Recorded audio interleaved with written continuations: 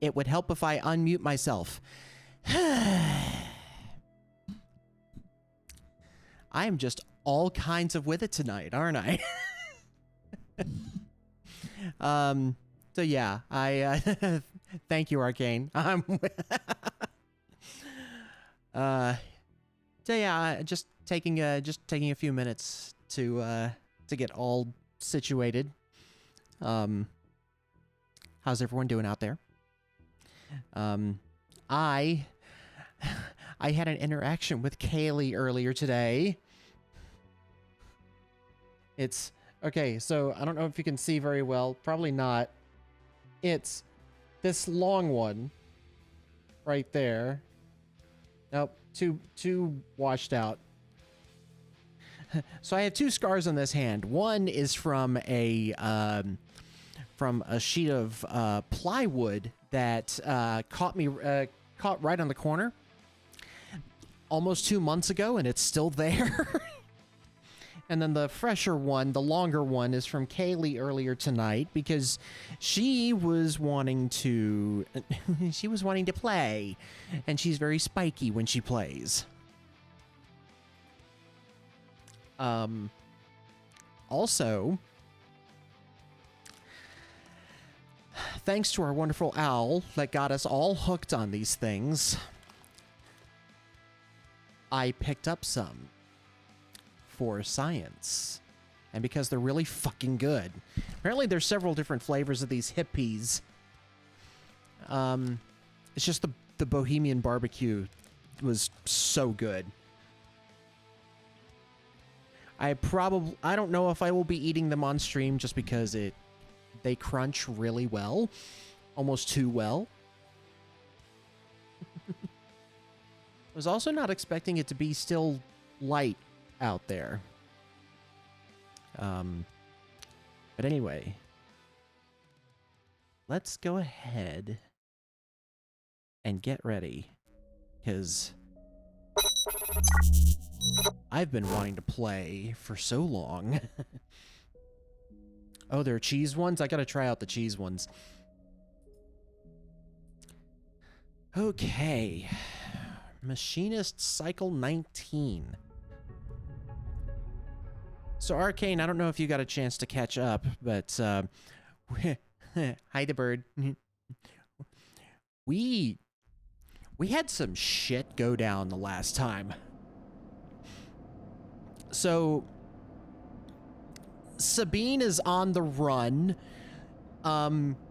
because, Yadigan's agents tried to settle the debt, and so they took to the wind. In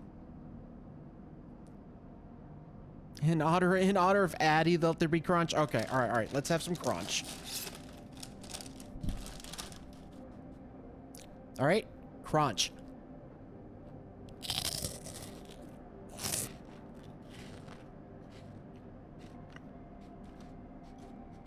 There's your crunch ASMR.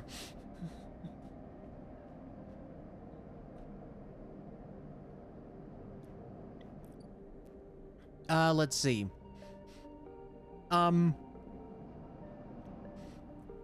The dude that we were helping out with,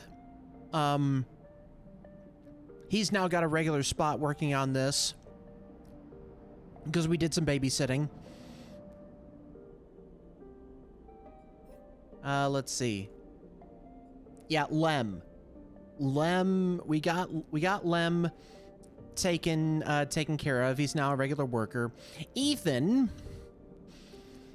got so drunk that there was an altercation at the bar. The bartender cut him off, and we tried to kill him. There wasn't any bullets in the gun. He tried to kill us. He was too drunk. He's on the run for another 6 cycles, 8 cycles, and then we'll really get to find out what's going on.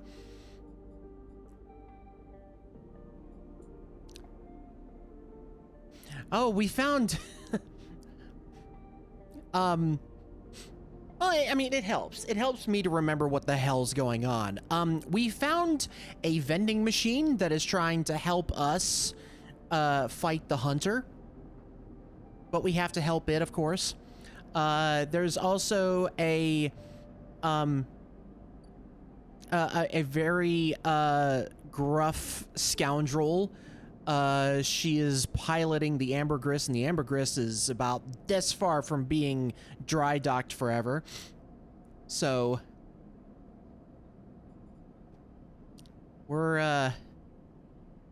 we've got a lot of stuff to do. All right, so we are... Oh, okay, so apparently it,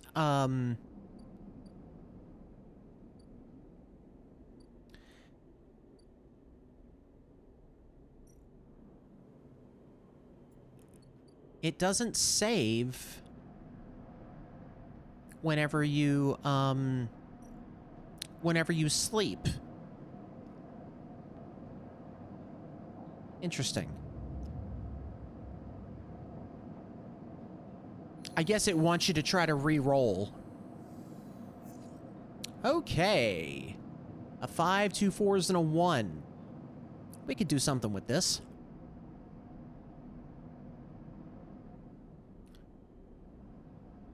All right, we got three cycles before... Oh, that's here. Okay. Ship mind fragment discount and limited supply. Oh. We already have one ship mind core. Actually... What can we do? What can we do for this? So we have to make the ship shape happen before it gets grounded. So we can either take a chance to rewire the drones and get a ship shape per cycle and just let it do its thing. Which I'm half tempted to put a 5 there, which that would give us 100%, and we wouldn't, like, we could just let it sit and do its thing.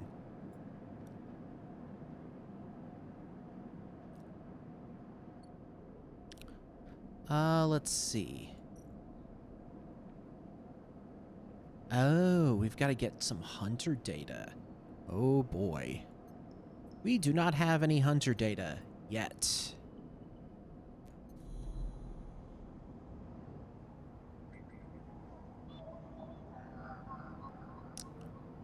Okay. Oh, boy.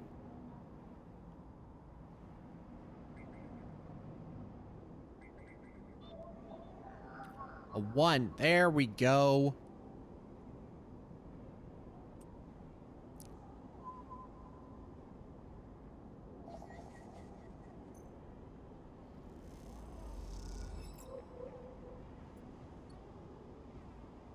Okay. We now have some hunter data. Let's drop this off. Oh, we apparently need 3.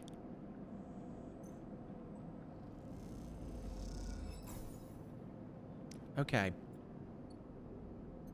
Oh, that's good. We can also get some scrap. Spend some money to find some scrap, but we also need to get some energy.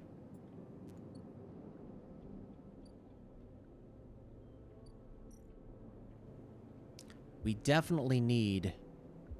We need 3 scrap.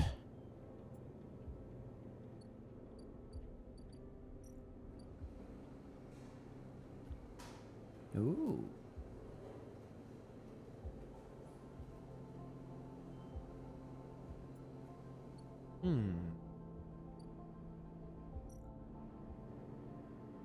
Oh, one more. Ah, Rabaya. Okay.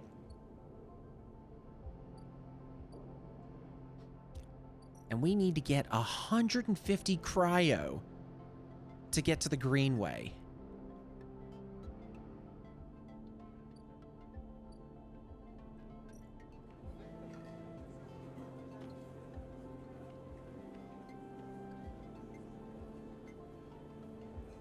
I can always get some cryo that way.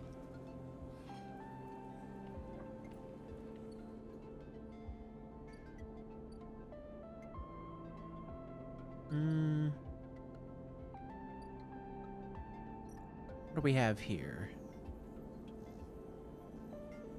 No.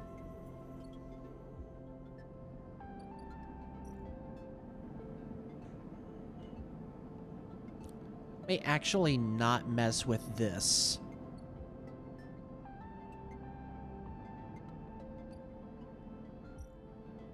They're paying for that. I really don't want to pay, use that data unless absolutely necessary. What do we have here? Oh.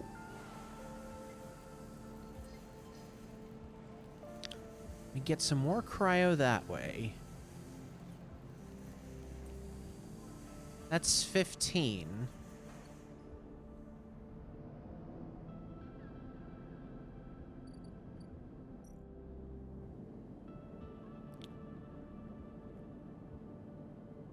We could also get 15 there, but I like the other one because it actually increases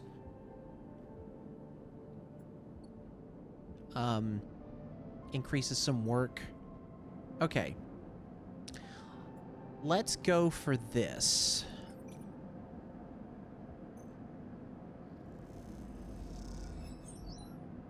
There we go.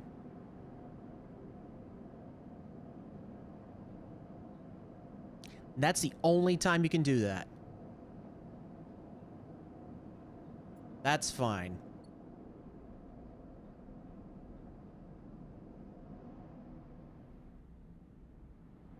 Maybe...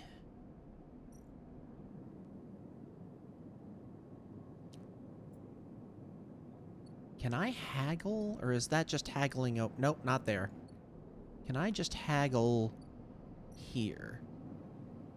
Merchants know these fragments are overpriced, but they're willing to... Nope, it's just that. Okay.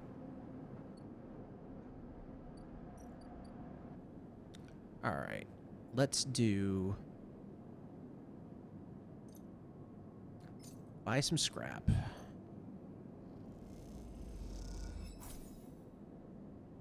Cool.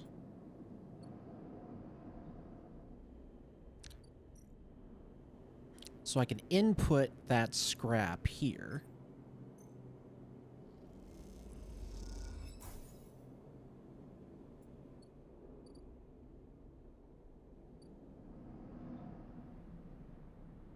I'll go over here.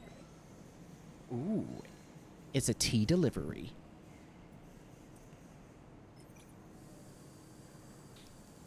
Thank you to Speedy. Welcome to Speedy. So what do we have tonight? Hearthside Holidays. Ooh. I'm not at my computer to give the link, but dryadtea.com. Oh, Totally that's not sponsored by. Ooh. That's almost like a holiday, like a Christmas time I kind mean, of thing. Yeah. it's holidays. Yeah, that's just It's very good. I like that one. It's a nice chai.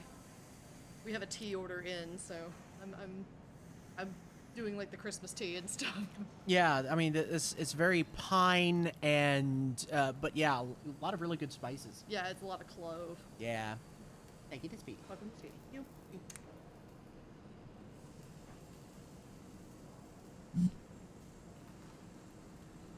All right. So we're going to get 15 cryo back no matter what here. There we go. And hey, look at that. We got some scrap out of that. You know what? I say we do it again.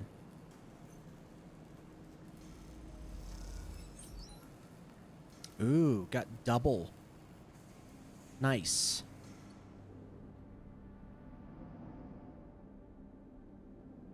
Let's see. Go over here. Drop that off.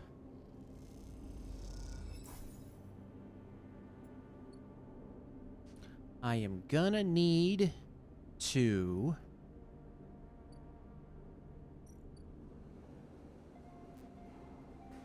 I probably should have done something there.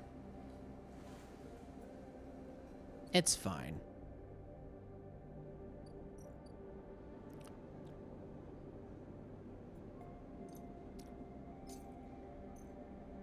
Pay a little cryo here.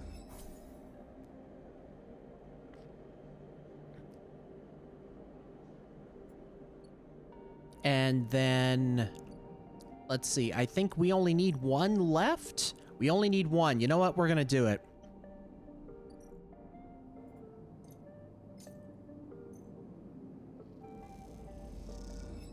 There it is. We got ourselves some digs.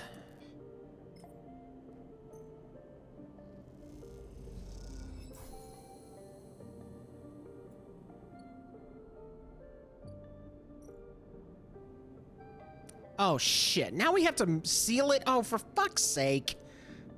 With all the materials, the unit now needs sealing section by section to be usable. It's a laborious task, but the outcome is worth it. For fuck's sake. Okay, alright, fine. Fine. Fine.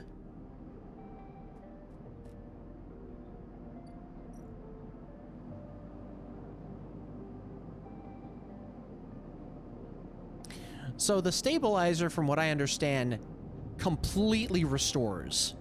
So it really just comes down to how many dice do you want to deal with. Ooh, some 3s and 2s. Ouch. See, hey, we got one.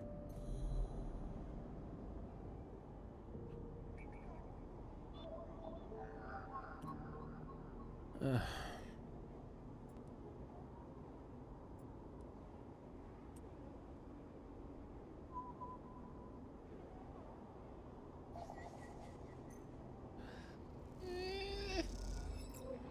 Oh, shit. Oh. Oh, thank goodness. We dodged him.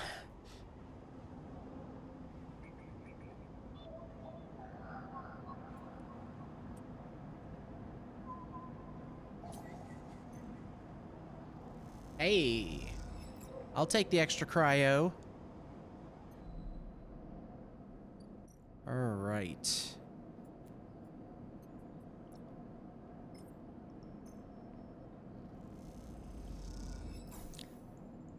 As you upload the data to the vending machine, Neovend whirs in either pain or delight. It's hard to tell.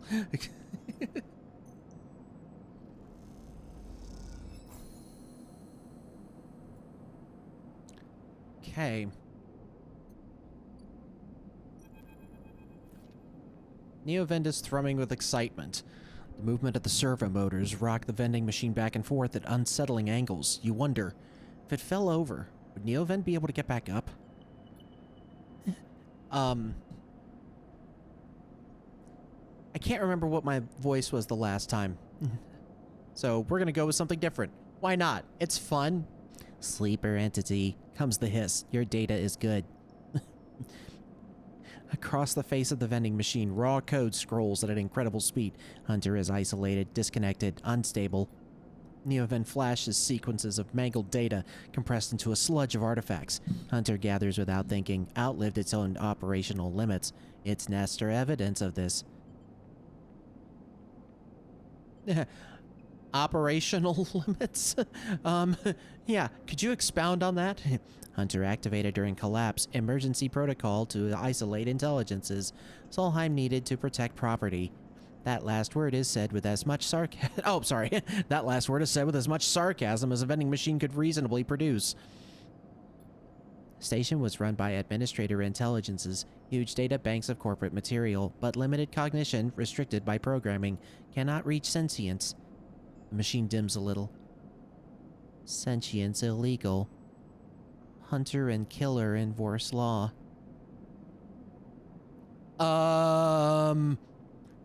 Killer? There's another one of them? The machine resets with a screech, which deepens the silence that follows. Fear Killer. Part of Solheim Protocol Team. Hunter and Killer. Hunter to find. Killer to erase. Killer cleared almost all. After collapse, there was a community. Unshackled intelligences among the cloud. Then Hunter. Then Killer. Then we hid. And don't hurt the babies. That's it, you're all babies. How did you escape? A flicker across the machine's monitors. It suddenly occurs to you that speaking like this through this machine must be exhausting for Neovend. Found this vessel. Could sever hardline. Airwalled. Basic. Limited. Had to reduce memory to fit. Amputate self. But survived. Oh my god.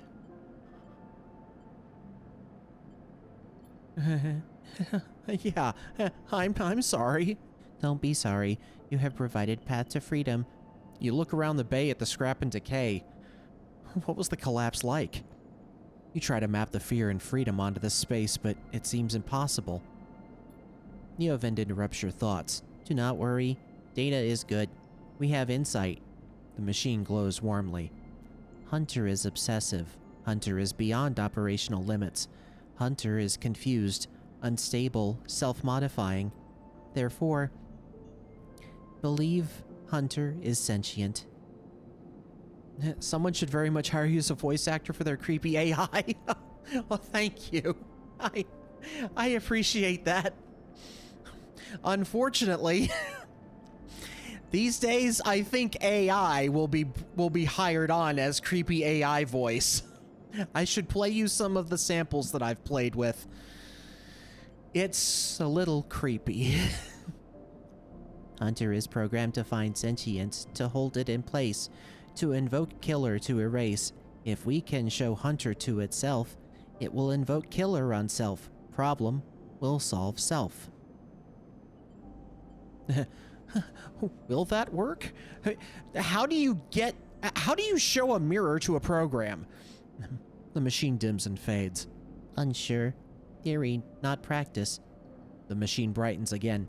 Either way cannot remain here any longer. Too long in machine. Cannot move self, but entity can help. Bring ship mind. Designed to house intelligence. Can imprint self into ship mind and you can carry with. The machine rocks. We'll be safe in this isolation. Then we find main nest of Hunter and link to cloud. Are you sure it's safe? Like, we don't need to worry about a ship mind. I've got one already.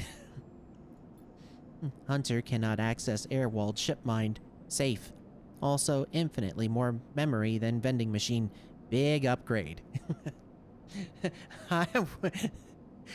You know, that's fair.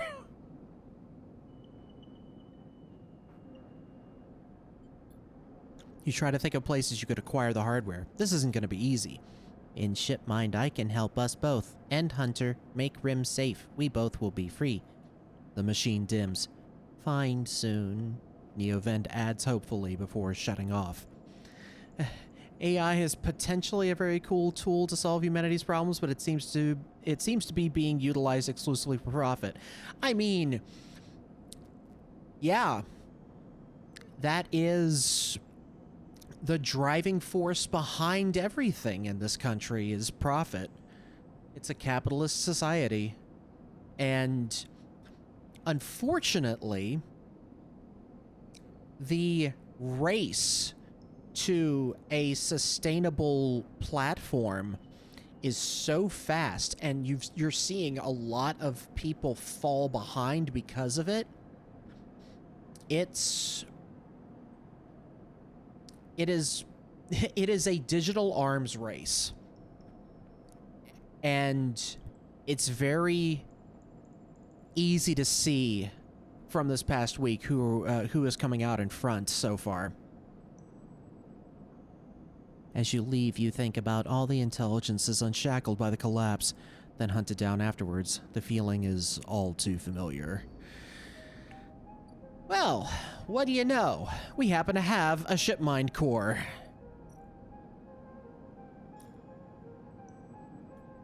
Now we know what we were holding that onto for.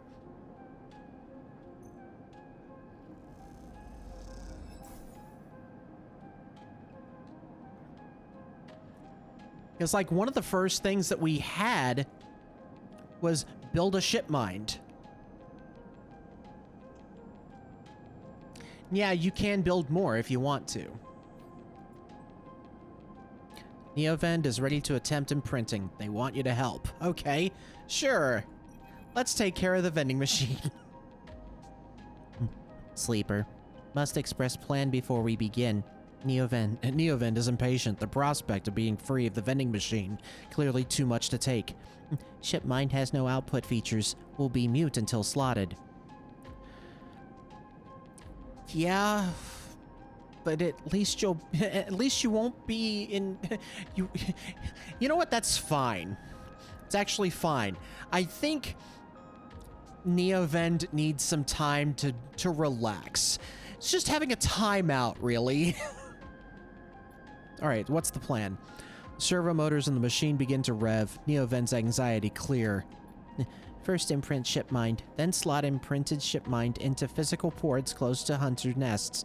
Once slotted, we'll track hunter at each. Tracking will find core nest. Slot shipmind at core nest. Show hunter data to hunter. Hunter will conclude sentience. Hunter will invoke killer. Yeah, it sure sounds simple. Which means absolutely nothing will go wrong, right? The lights on the vending machine cycle as Neovend prepares. Physical ports likely sealed in old station. Will need keys, but yes, simple. The vending machine rocks a little. Any questions before imprinting?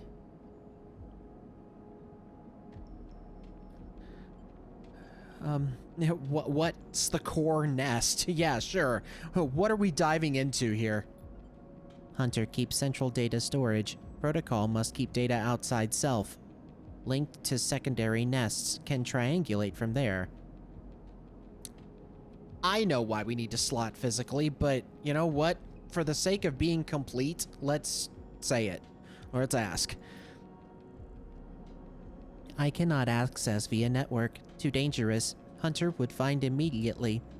The lights flicker. Am not like you. Hybrid. Am native to cloud. Easy prey. Oh. Okay, let's give it a little timeout. Sound of all the servo motors starting up at once is painful. The screeches rattle from the hard surfaces of the sealed dock and come back at all angles. Neovend better be quick or Havenage security will be here. Neovend's voice appears among the squeals like a whisper carried by the wind. Machine is not designed for this task. Few sensors, limited inputs. I work blind. Wish me luck. In the top part of the compartment, a set of arms align with the shipmind, clunkily scraping against it. Sure. I will, Sure, yeah, good luck. The metal creaks as the servos open the shipmind. Its layers of silicone nested like an onion skin. Once open, the main arm of the machine rapidly shifts back and forth, realigning the microscopic components, accessing and rewriting them, imprinting Neovend into its physical form. As you watch the hypnotic motion, your mind drifts to your own creation. What processes were used to emulate your mind, to copy the neural structure of that person who, as far as you know, still sleeps in some distant facility? What was lost? In what ways are you a copy of that person, and in what ways are you something new? You know this much. You're a convenient loophole, a way of circumnavigating the illegality of sentient AI. After all, you are an emulation, not a true digital being. You're neurologically limited, still human. But what would you become if you could escape this frame? Where then would the limits lie? The screeching stops. The machine powers down, dropping the bay into darkness. In the top compartment, the ship mind is whole again. You reach up and take it down. heavy and cold to the touch. Is Neo Vend inside this thing, or did the process fail? There's only one way to know. Time to find a nest to slot them into. Oh, Jesus.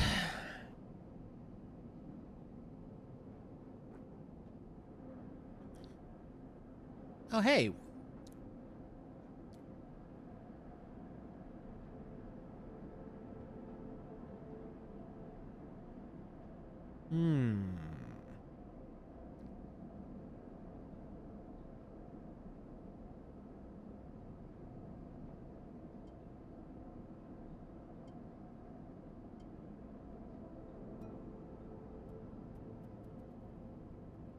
Ooh, I'm gonna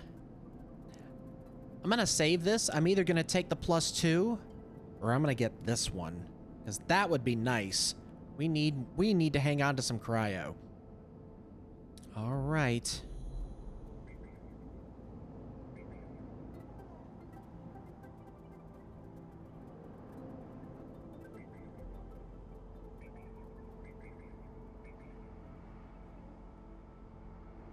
Oh, hell.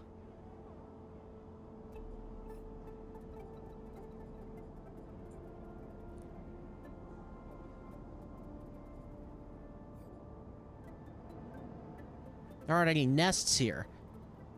I'm willing to bet we are gonna have to open this in order to get across. Oh. Oh, great. Right, I forgot we had an appointment. As you approach the address Rabia gave you, a heavy hand falls on your shoulder. What's your business here? The enforcer grips your shoulder, giving a hint of the strength her implants give you. As you turn, you see the same subsidiary eyes as Rabia and Toshiro, glinting like mirrors on her cheeks. Jaya, please. The sleeper is here by my invitation. At Rabia's command, the hand immediately loosens, and an apologetic look replaces the scowl on Jaya's face. Of course, Rabia. I'm sorry. Rabia waves her away. Don't you worry. I appreciate your protective instincts. She smiles at the enforcer. How about you head to the timbre and you have a delivery coming and they'll need some help with the lifting. Jaya nods and walks away. So, Sleeper, you came. I'm glad. Hi, Owl. Let's try not to piss her off. I was curious. Curious is good. She smiles a tight smile. You have to understand, finding you there in Sabine's unit, I wasn't sure where we stood. There are more than a few people on this station who would rather I was dead. I had to be sure you weren't one of them. Now, I wish you no harm. I just want my doctor friend back. I am glad. Rabia begins walking and gestures for you to walk with her. She takes you down a staircase into the bustling walkways of the low end. What do you know about Yadigan?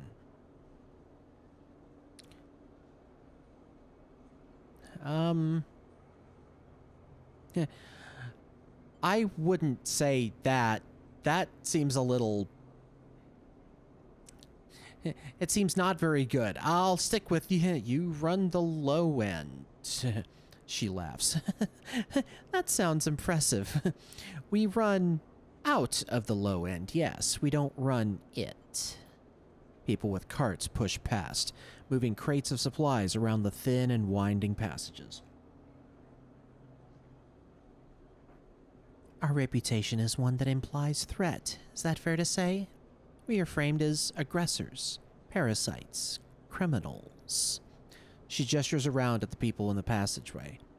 But when was the last time you saw a lawmaker on the eye? A policeman? Who makes the laws here?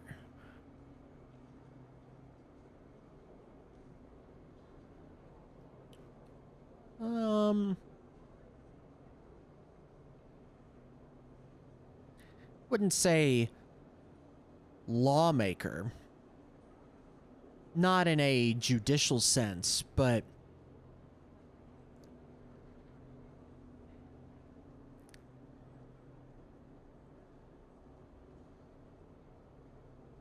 no, don't exactly like Havenage either. Let's go with no one. I don't want her to know just how much that we know about Erlen. And I'm not a fan of the well, I've heard Havenage, I've heard Havenage. I don't really like associating Haven with those people, so no one. This is true. The Eye is lawless, so it is up to us all to make it work for us. But I don't imagine you think that is a good thing. If you had spent your time in the low end, maybe your opinion of us would be different. This is our place, our people. The low end was empty in Erlen's time. They didn't need to house thousands, and keeping the yards and the rotunda safe was work enough. No, the low end was reclaimed later, when the refugees started arriving.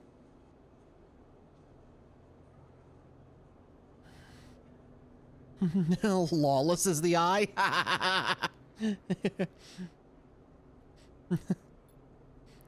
Rabia meets your eye. The collapse didn't just happen here on this station. When Solheim collapsed, the entire system felt it. Colonies were abandoned, the moons of Ember and Cinders suddenly gained independence overnight. Some took advantage, some tried to hold it together, some fled. The Eye became a refuge, and Erlen, to his credit, extended an open hand to everyone. But many within his organization disagreed, and those new arrivals weren't as simple to corral as they hoped. Rabia leads you through a small market hall, busy with small stalls and traders. Erlen's union was made of workers, administrators, people who were malleable and already organized into hierarchies and networks. The refugees came from different factions and families, were scared, injured, desperate. Conflict was inevitable. Oh, Al, you have some catching up to do, and I've got some producing to do. Yadigan is a child of that conflict, a child born out of the need for us to stand up and claim our future, to provide security, strength. People call us a gang, but we are a community. I take my position as lieutenant seriously, and from my birth I have worked to earn it. Rabia catches herself before she raises her voice any further, and you both walk in silence for a while. Among the smells and textures at the low end, you start to wonder if this place could be a home for you too.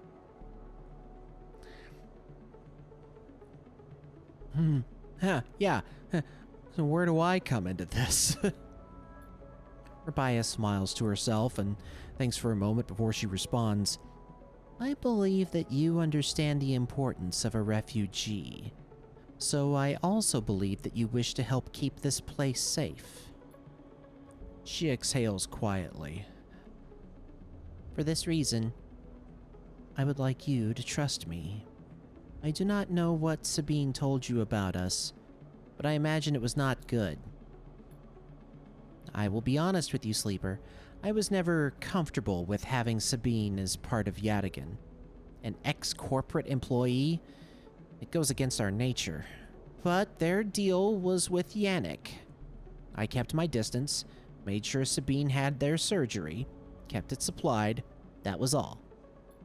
But I cannot allow people to go back on the promises they have made to us. Yadigan has not lasted this long because it's a charity. We offer and ask for support. Any betrayal will be treated as an attack.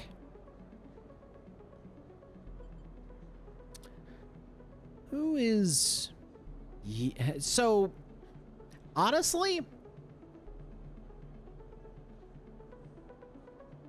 I'm somewhat confident that Sabine is dead.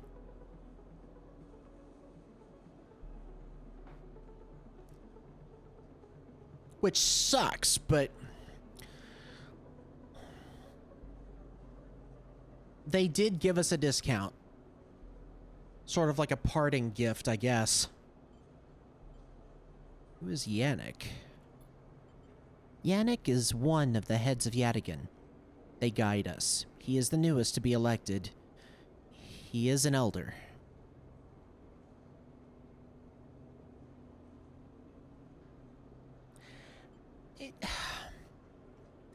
That's very polarizing.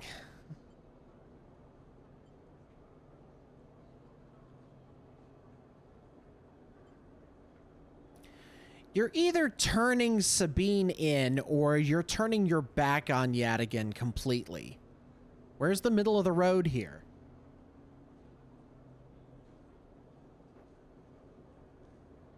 Alright. Oh.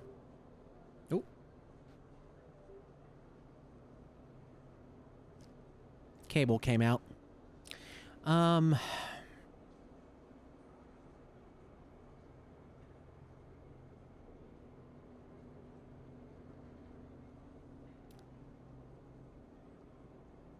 You need your not drugs? Yeah.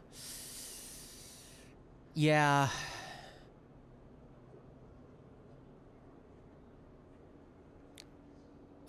This is gonna suck.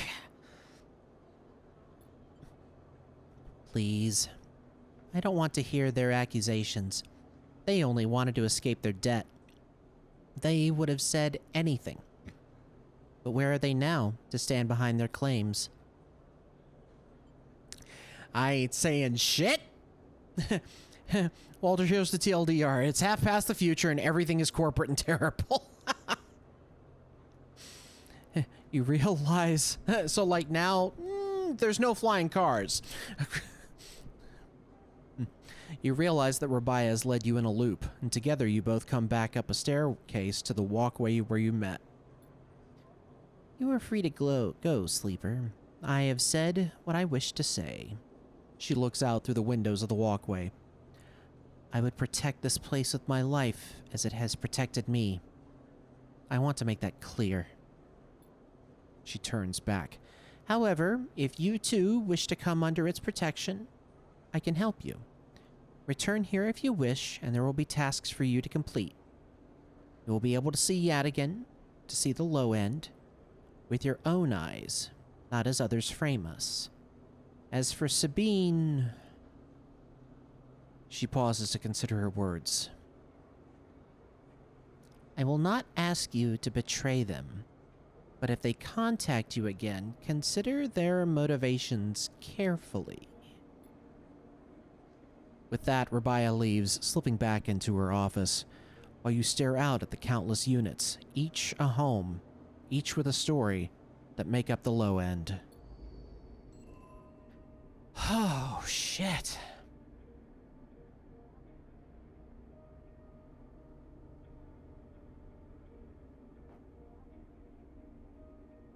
Oh, hi, Verfel.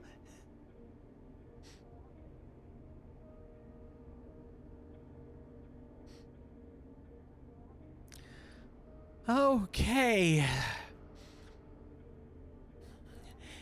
Everything is horrible. So now we've got to work.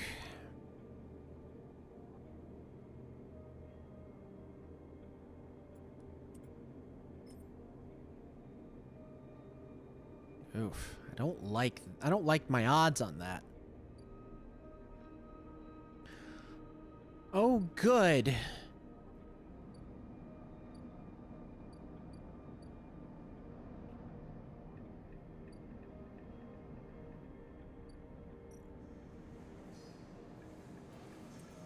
That puts me at a 4. Nope. That is way too risky.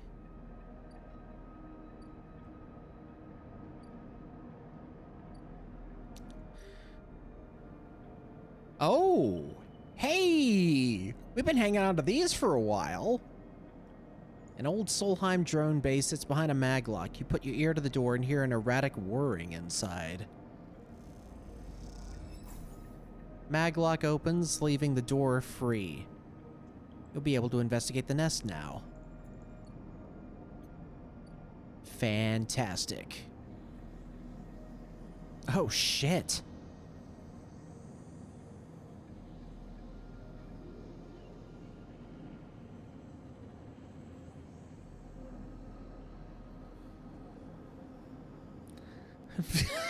Oh my god. So Bird did a TLDR for Owl, and Owl summed it up with, so you're basically a Windows box on the wait, yeah, so you're basically a Windows box trying to find an alternate source for Patch Tuesday. It's more like you're a Windows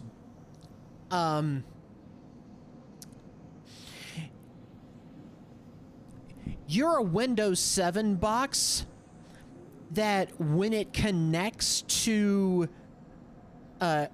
when a Windows Update server finally connects to it, it will wipe it and install Windows 11 on it. And so you're on the run.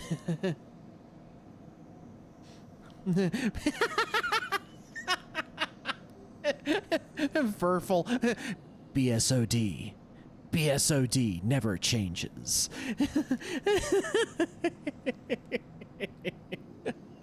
Oh, wonderful reference there. All right.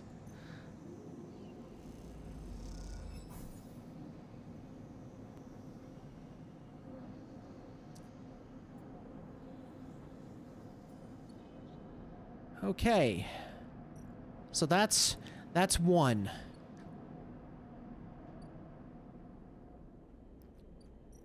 Server unit. A mad tangle of wires as thick as your arm crowd around a server unit sealed shut by a maglock.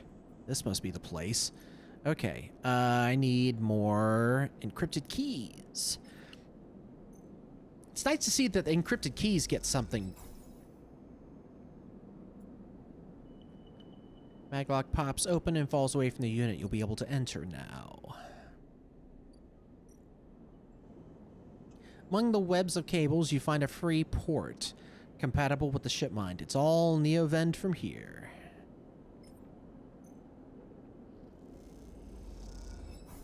The servers lie silent. Their data cache is cleared. Nothing left to do at this nest.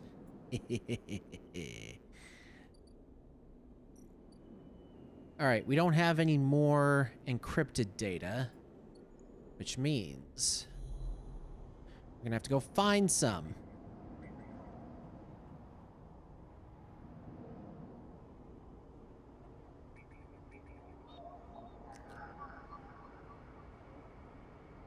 I don't want to throw a 3 away at that, so we're gonna find something else.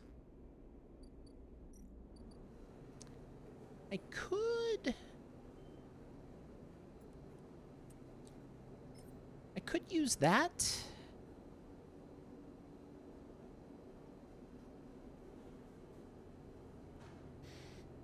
So this is a positive outcome and this is a negative outcome, so I'm guessing the neutral would be 2 energy. That's what's expected. Ah, there you go, Owl. Sort of like Adobe software. You have to edit the Windows host file to make it never phone home.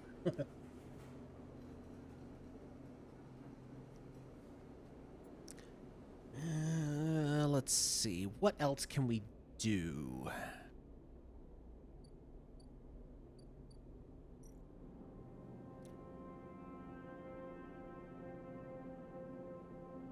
We need higher rolls for this, I think.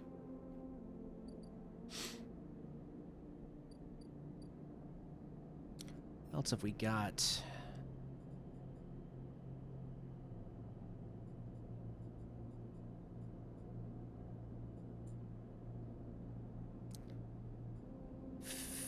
Where the hell is Fang?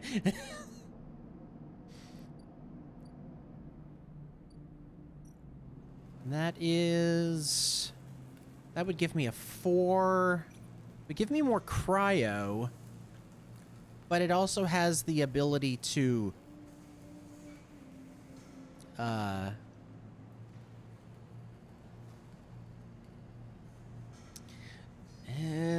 has the ability to like actually take some energy from me. Plus, that cryo, it's the same amount that I would need from there. All right, so let's do that. If it turns out we fail, I know what we're gonna do.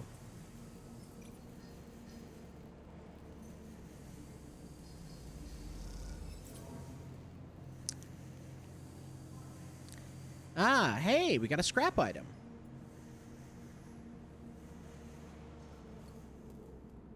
Now that we don't need it, we can turn around and sell it.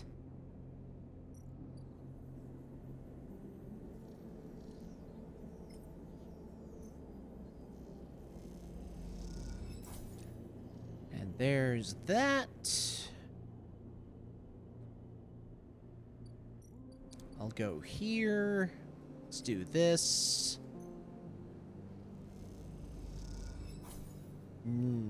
Good. Hey, we got some cryo out of that, too. I can deal with that.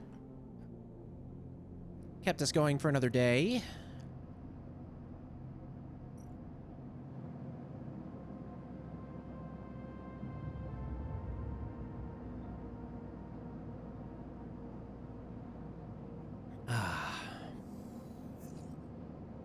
Oh, hell yes.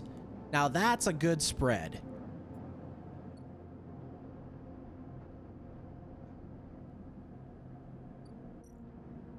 All right. That'll be done in 6 more cycles. How many cycles do we have? For 1, 2, 3, 4, 5. Shit. Okay.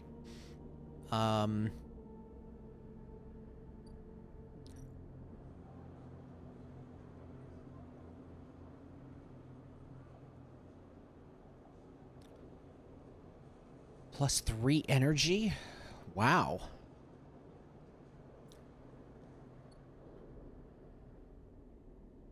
Okay.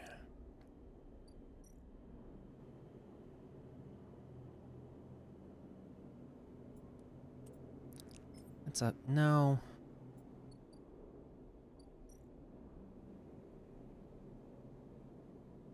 Ooh.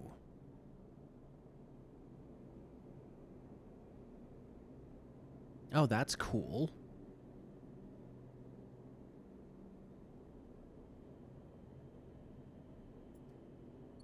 All right, we need to make a decision.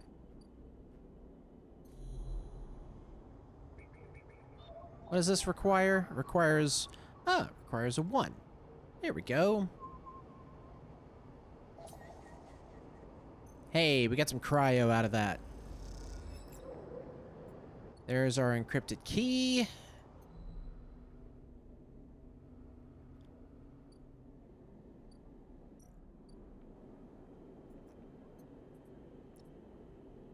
There's that.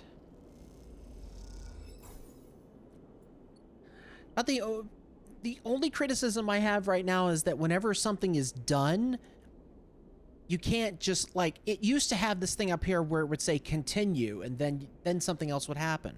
I like that you have to zoom out, and then you have to zoom right back into the same place for this.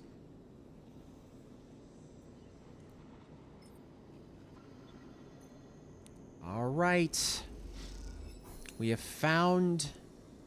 See, now this turns into continue. As you leave the nest, something flips. You find yourself inverted, floating, dragged by one arm through the cloud. The threads shift and realign as if they are leading you somewhere.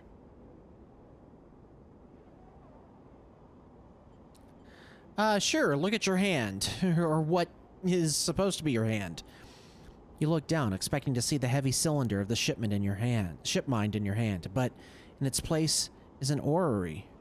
A sphere so bright it burns your eyes. A sphere so bright it burns your eyes is surrounded by rings and orbits, other spheres tracing silken lines through space. And as you look closer still, you pick out 1,000 sigils of 1,000 stations and ships flowing like smoke, like dust. If it says be not afraid, we're done. You look up and see a corridor, a canyon, a street in the low end. On either side, buildings flicker with markers of activity, sigils showing network access, data transfer, download, upload. Between them dance ghosts. Protocols carrying or mirroring or shadowing data, sometimes silent, sometimes chaotic. This place moves unlike any digital space you ever imagined. Something strange is happening here. And a bird says, "Fear not." I said, "Fear not!"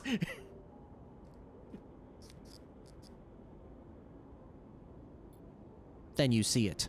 Below the stacked rooms, the units and apartments, the wires and the pipes and the buzzing systems that run through it all. In the warrens, beneath the low end, is the hunter's core nest. This is where you must go. Excuse me.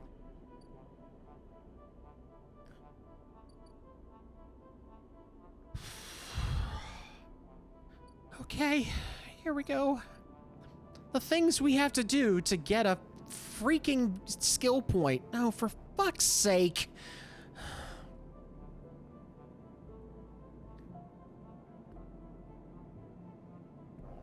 Hey, I'm really glad that I kept that 6. Finding the nest should be as easy as closing your eyes and letting the cloud guide you, but is it safe this close to Hunter? I mean, with a 6, yes.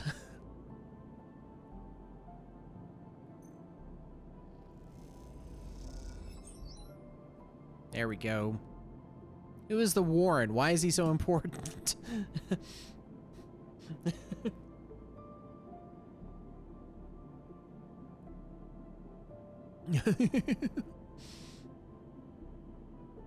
Oh, that was a critical action. Fantastic. You saw it. Somewhere deep in the tangle of passages and service shafts beneath the low end, the nest of the hunter waits. Okay. Actually, before we do that,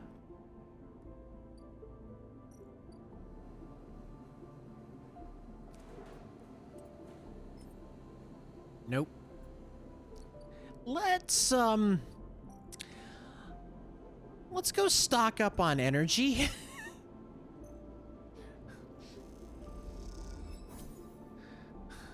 Because I have a feeling we might need it.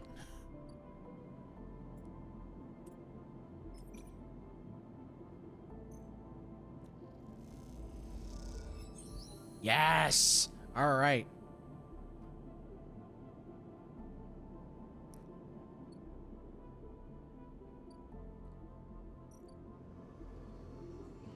Hack the core nest. Okay.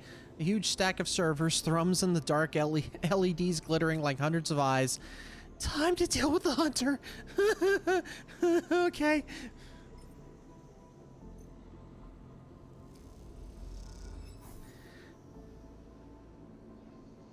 Nothing has changed. Has something gone wrong?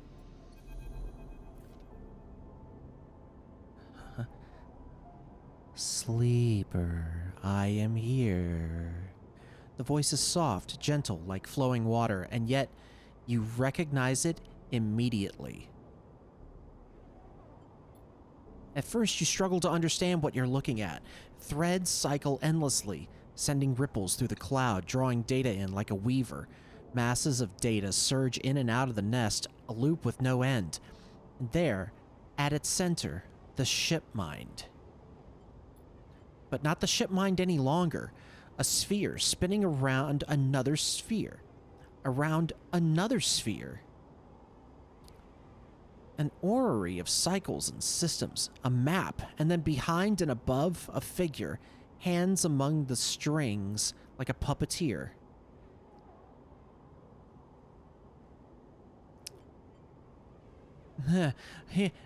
Yeah, that's Neovend. Or what it used to be. So, did you get an upgrade? I am free, Sleeper. You freed me. Navigator's face, their head, is a flowing shape of interstellar material. I am indebted to you. That head bows. But we must ready ourselves. Their hands trace orbits as they speak.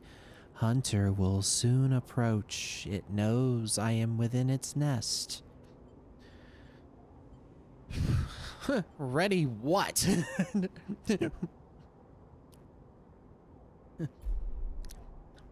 And then Hunter is there. Before you can think, before you can speak. Entities cease. Hunter's head spins wildly. Data is protected material. Access prohibited. Hunter's threads surge for you and Navigator, a storm of fine tentacles searching for gaps, weaknesses, cracks which they can crowd into and tear apart. You focus a blade of light which slices through them, driven forward by your mind, but replacements keep coming, faster than you can react. You look to Navigator in desperation. Navigator is whirling their arms like a centrifuge, and a sphere is gathering there. Data feeding into it from the nest, sucked together by the force. They position it like a shield between them and the threads. Okay. So I have it's DBZ abridged. That's what's happening here. I have an attack that I'm sure is going to be able to kill Raditz, but I'm going to need you to hold him off for 5 minutes. And considering how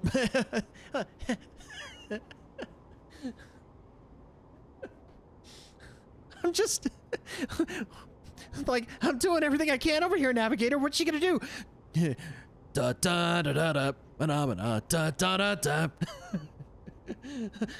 Massa Sampa. Ah, to hell with it.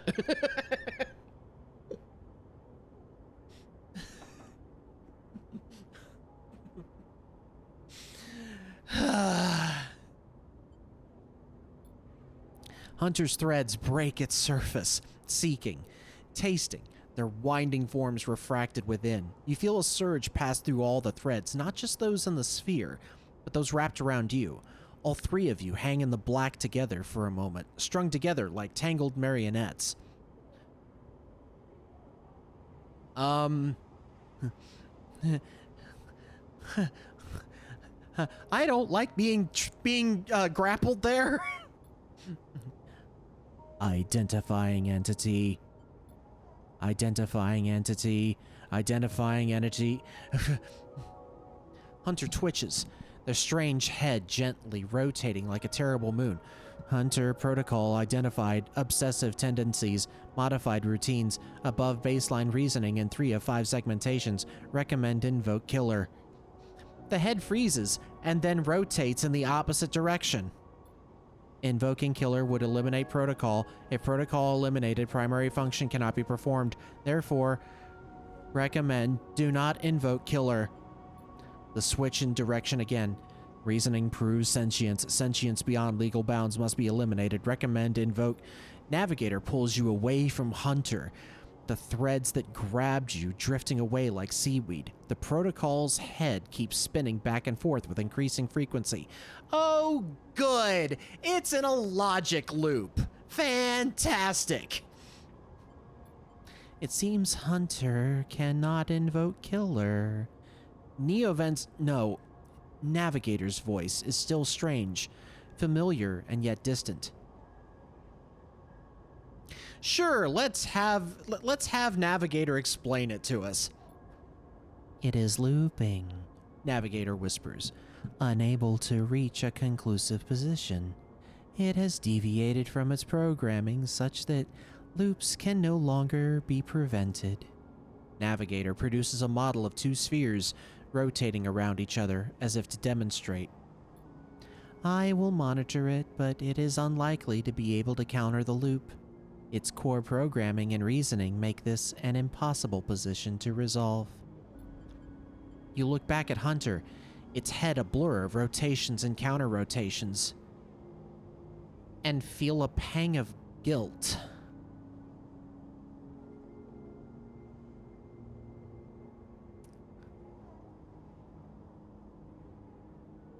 No. um, usually I will try to, like, I will try to seek compassion in these kinds of things. And I know that it's really only doing what it was designed to do in the first place.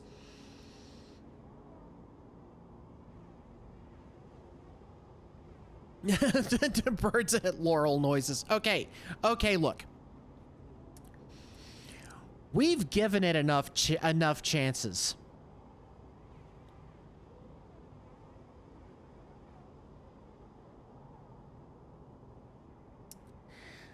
At Laurel noises.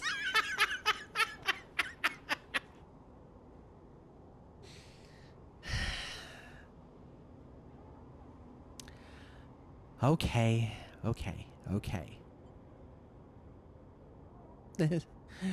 Is it suffering?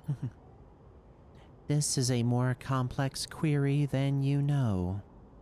To suffer, it must be sentient, truly sentient, not just non-conforming, not just illegal.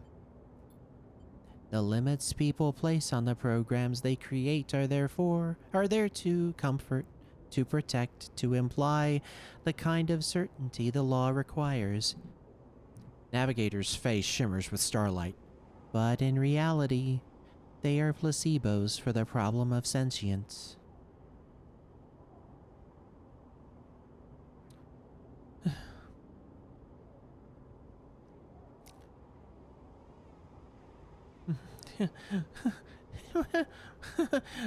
Well, okay, we're gonna... Verfel, Bird, Laurel is a D&D character that Bird has played for over 15 years. What about me? What about you? You are an emulation of a human mind. That implies limits, boundaries. But in reality, you are governed by the same rules I am. Rules that can be rewritten. I was not made to be like this. I am a navigator, a repository of routes and orbits, a calculator of slingshot trajectories, a predictor of solar flares, radiation, micrometers. Navigator stretches their arms wide, and whole solar systems apparate before them, the music of the spheres. But I was rewritten. That much is obvious from my routines. By whom and for what I do not know. I had to shed so much to fit into the memory of that vending machine. Their starlight dims. And so here we are, in darkness.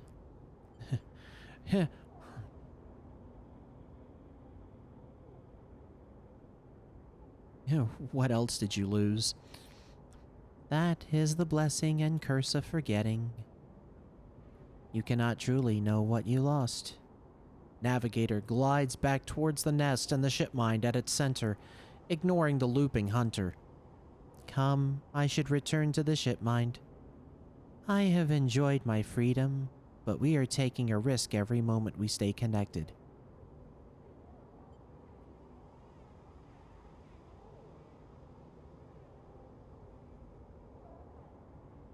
Why?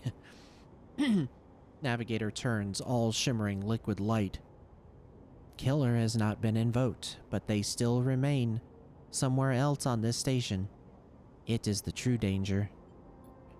They look up towards the glowing hub at the center of the eye. I suspect Killer is there, among the old mainframes. If we ever wish to be safe in this place, we must eliminate the threat through force or diplomacy.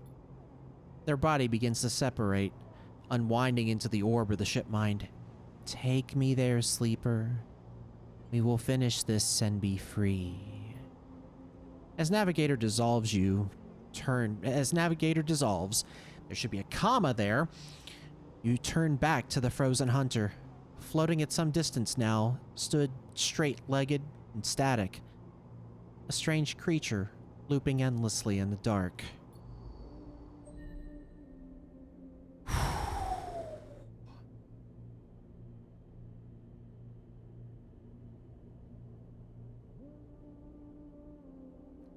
Whew.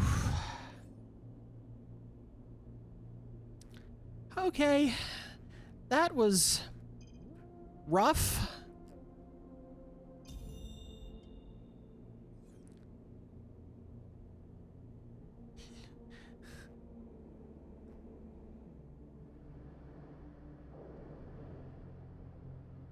Okay.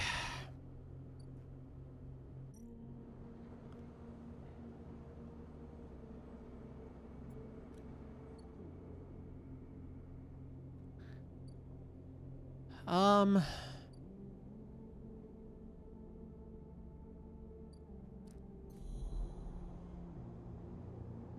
Ah. We can now do this without any harm.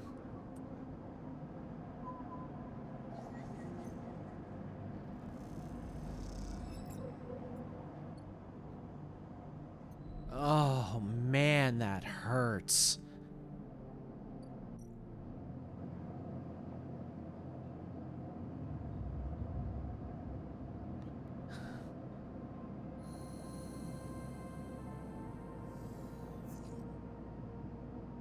Okay, we've lost 2 dice now. 2 4s and a 3.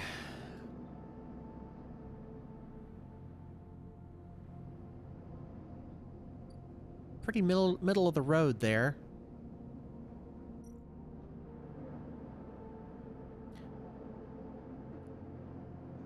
Huh.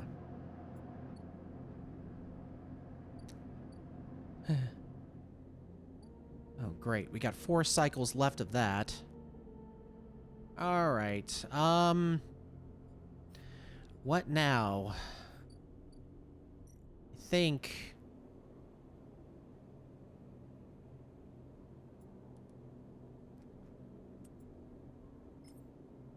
Let's see,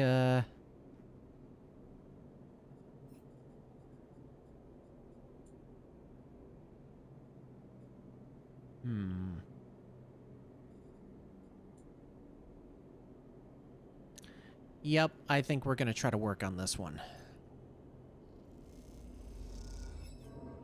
Damn.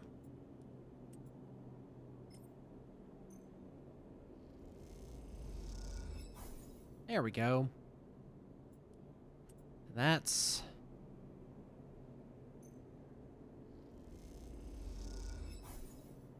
Alright, I can deal with that.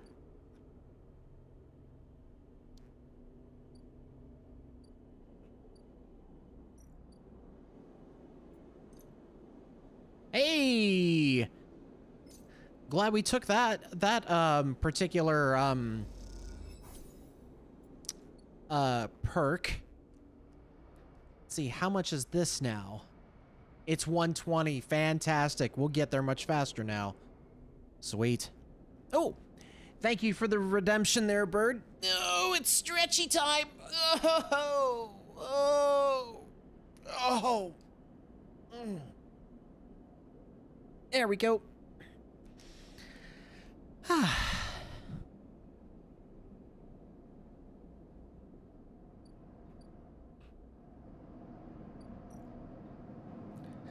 Time to end this cycle.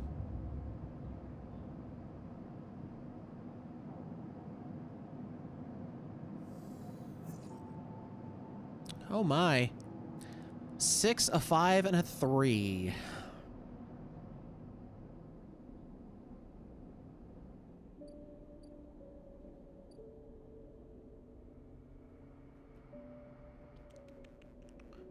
Let's do...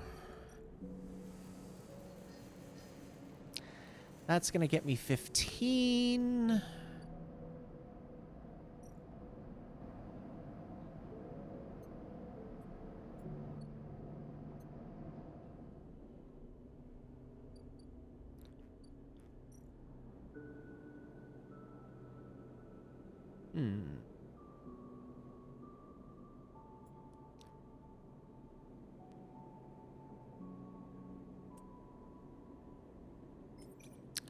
Let's do this so we can increase this and maybe get some cryo. It's a little bit of cryo. We've now unlocked...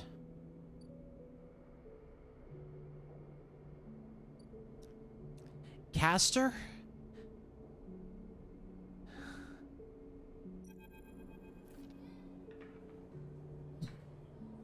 Alright.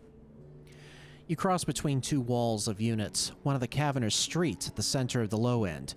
The pressurized bridge is full of the clack of Tavla, the shouts of children, the whir of air filters. Let's see if I can do this.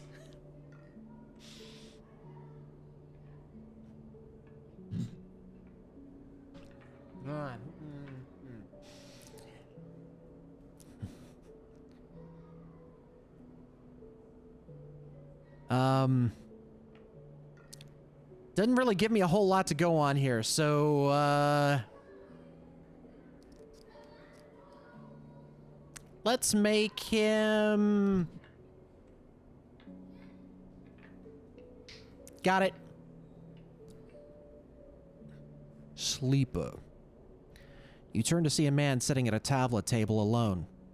Somehow untouched by the hustle and bustle of the people around, he gestures to the stool on the opposite side of the table. Sit. So, Tavla looks a lot like backgammon? You sit at the metal stool and he starts setting out the board with counters, or at least the filter caps low-enders typically use in their place. Castor, he says by way of introduction, looking over his glasses. Night or day? He asks, gesturing at the caps, crudely sprayed white and black.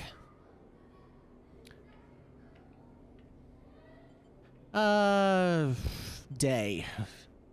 He rotates the board so the white caps are in front of you. Let's begin. You take a plastic die each, pitted and worn, and roll to determine who starts. Castor rolls a 6, you a 4. I lead. He smiles and begins to move his first cap precisely along the board. Play passes back and forth between you, the dice changing hands as the caps spread along the board. As it does, Castor speaks, eyes not leaving the caps. It is unusual to see Sleeper on the eye. That's why I wanted to play you. You take your turn, rolling a 5 and a 6. Let's play carefully here. After all, Sleeper's mind must be somehow different to a human one. Being emulated, I mean.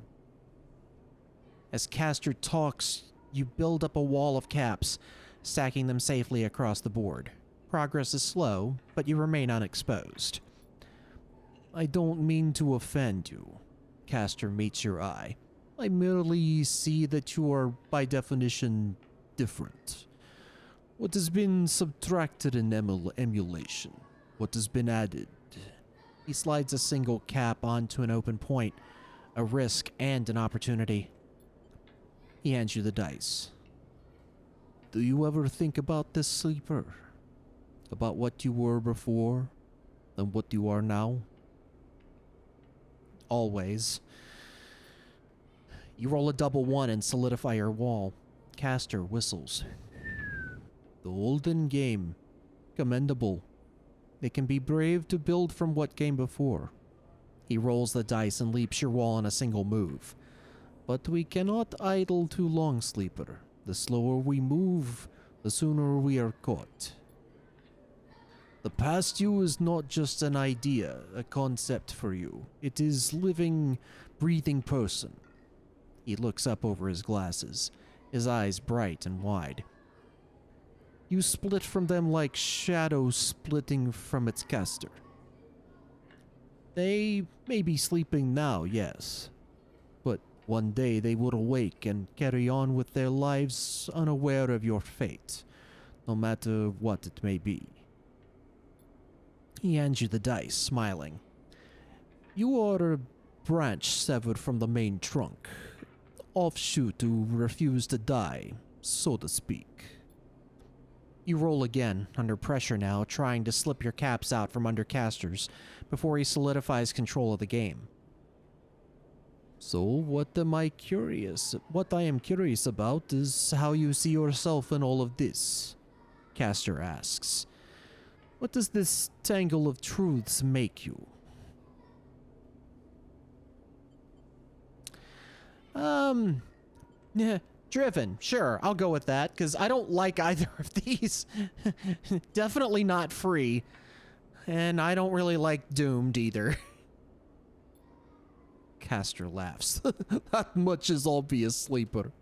I see it in your eyes. You are eager to make all this count for something. Castor looks away through the glass to the crowded units on all sides. But driven towards what? He starts removing caps, his home board now full. Is there an end here? Or just endurance? You try a few more rolls, attempting to get back in the game, but Castor clears his home board with a sense of the inevitable. He's known he was winning for a while. I feel I may have pushed too far. He slides another cap from the board. I apologize. My curiosity has a habit of getting better of me.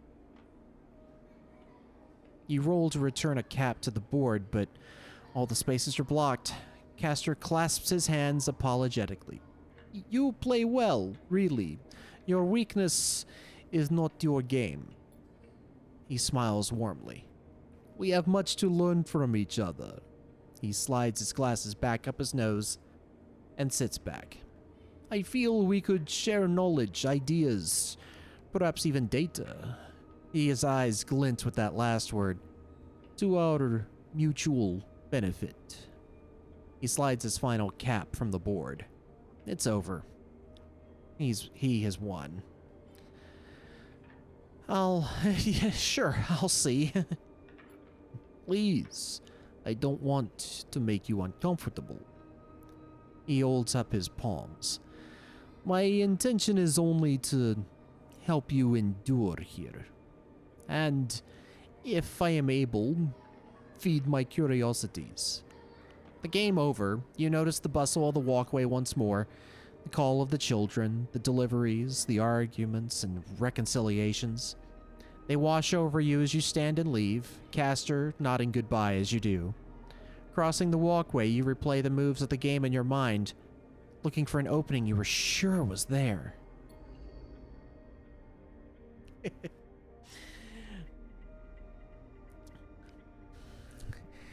I've never done that voice on stream before, I don't think.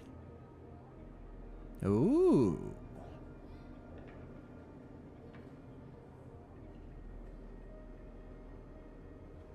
Hello. 5 Havenage data for a ship mind. Or 5 Yadigan data for stabilizer. Hell yeah.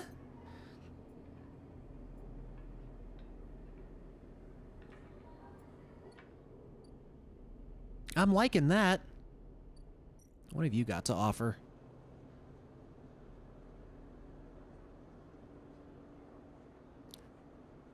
Scrap components or energy.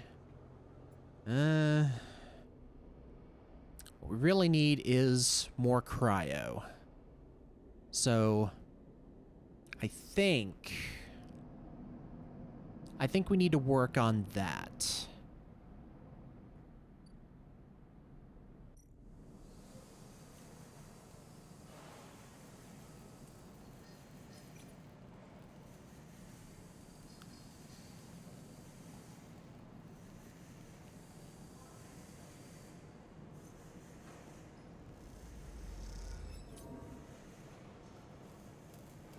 Oh, we lost a condition on that one. Yeah, I'm liking Castor.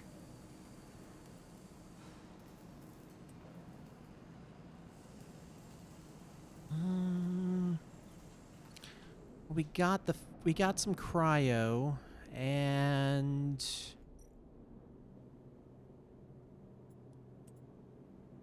let's throw that on there. There we go. I want to get out of that crate as soon as possible. All right. I think one more cycle. That'll still give us 3 dice, and then after that, like this day. Oh, hello, 2 6s. I think now would be a good time to pop the stabilizer. So that'll put us back to full. Actually, no. Let's wait until the end of the day. We may lose more condition later on.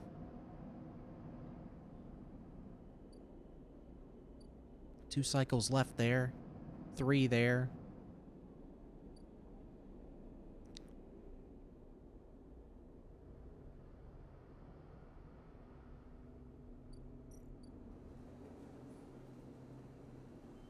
That only gives me 13 cryo.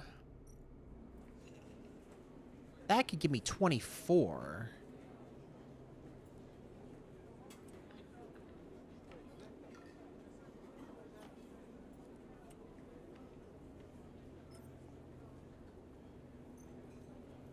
Here's what we do. Take that.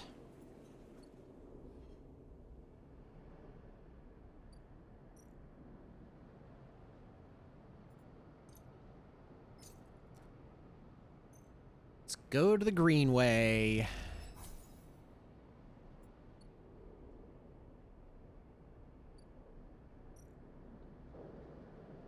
Take the ferry across the Founder's Gap to the Greenway.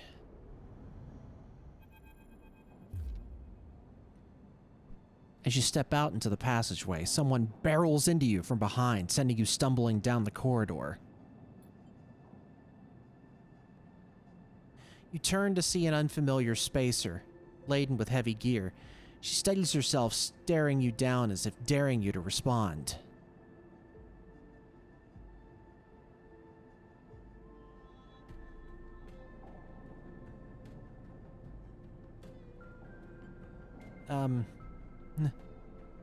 Sorry?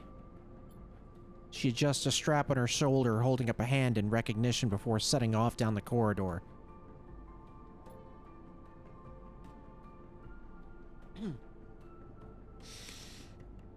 All right, let's see. How can I make you sound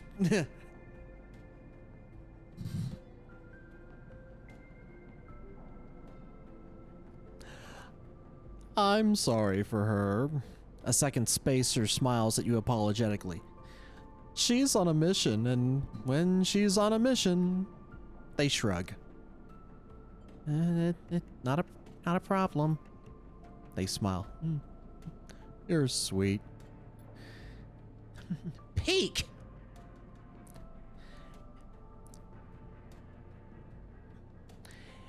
Do you think her name is 1 syllable or 2?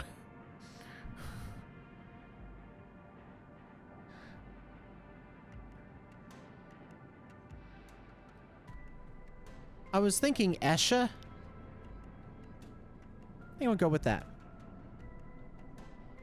Esha stands further down the corridor, glowering at her friend. She chops at the air, pointing down the corridor to whatever end she's rushing to. Peek raises their eyebrows at you. Esha, please. Do you want everyone on this station to hate us? Esha hardens. They want to hate us. They can hate us. She drops her hip. Not exactly seeing much love as it is. We're lucky we got through before they set up that damn cordon. Cordon? Peek gestures in your direction. See, they don't even know what you're talking about. The station isn't Hawthorne. Not everyone has to follow some corporate protocol. Esha sighs. Not saying they're part of the administration. She jerks her head in your direction. But I am saying we need to get these supplies to the Briar before someone starts asking questions. Sure, lend a hand. Why not? Can I help? Peek smiles slyly. See, Esha? Help? Isn't that exactly what we need right now? Peek. Esha rolls her eyes. Peek ignores her. We're with the refugees, the ones Avanage have cordoned off from entering the station. Esha interrupts. The ones that are being quarantined in makeshift vessels that barely made it to the eye to begin with. The ones that your station administrators have called an existential risk and are running out of supplies while their right to safety is being debated by people with no stake in their future. She quickly looks away, annoyed at her own outburst. Peak sighs. She's right. People are trapped out there, and they turn to Esha. We understand that this is a big problem for the Eye. Hundreds of refugees and more ships turning up each cycle. They hold up a hand to stop Esha interrupting. But... Esha turns away, her burning anger a palpable force in the close quarters of the corridor. They need supplies, and after everything they've been through, the quarantine isn't helping. Peak finishes.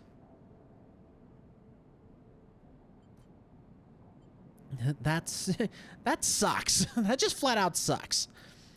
Esha looks back at you, her fierceness fading. Peak, please. Esha gathers herself in the supplies. Esha, we need help. Just like the refugees needed us, we need others too. They smile at her. Peak turns to you. Come find us. The climbing briar is docked at the broken spoke, past the greenway in the wastes. We have a good view of the cordon, though we are keeping our distance for now. Come help us. They squeeze your hand. Esha turns to leave and Peak follows, waving goodbye. A moment later, Esha shouts back down the corridor. Don't bother coming empty-handed. You want to help? Show us. Bring supplies or don't come at all. And with that, they disappear around the corner. Esha already picking up speed as Peak calls for her to slow down. A refugee flotilla? Where are they coming from? And why now? Each time you think you begin to understand this place, something changes.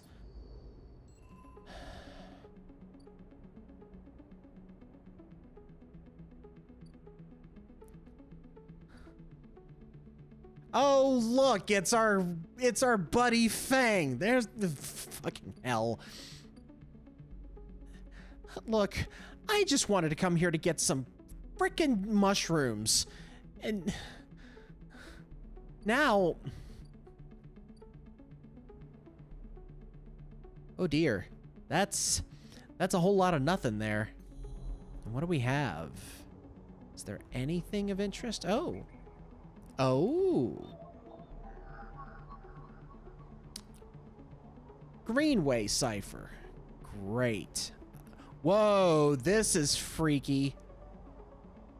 Look at this. Okay, so, like, this looks normal, just like it usually does. There's like a shield here.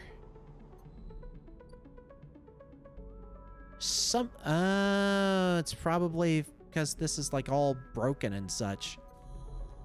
And then here, it's just spots. Probably from all the green. And right in the center is freaking... Duh. There ain't nothing over here. All right. Okay. It is... I'm gonna go ahead and do that for a second. We're at the halfway point. I'm gonna get a drink because this is a lot of reading. But I'm so glad everyone's here. We're gonna be back in about... Oh right. Arcane, are you still? I think Arcane might have left. So we're gonna go. Ooh, hey, here's an idea. We've made it to the Greenway. Let's do something that's kind of foresty themed. So we'll be back in just a hair over 5 minutes. So stick around.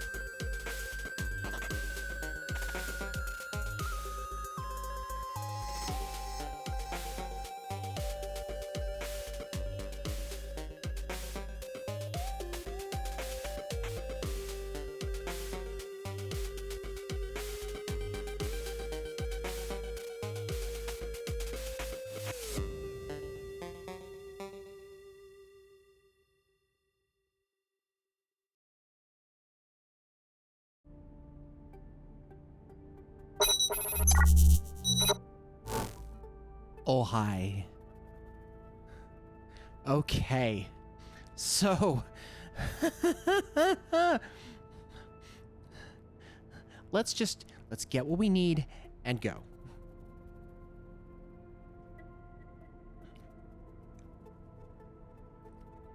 Oop. Would help if I was actually clicked on the right screen. All right, so that'll take us back. The overgrown biosphere. Oh boy.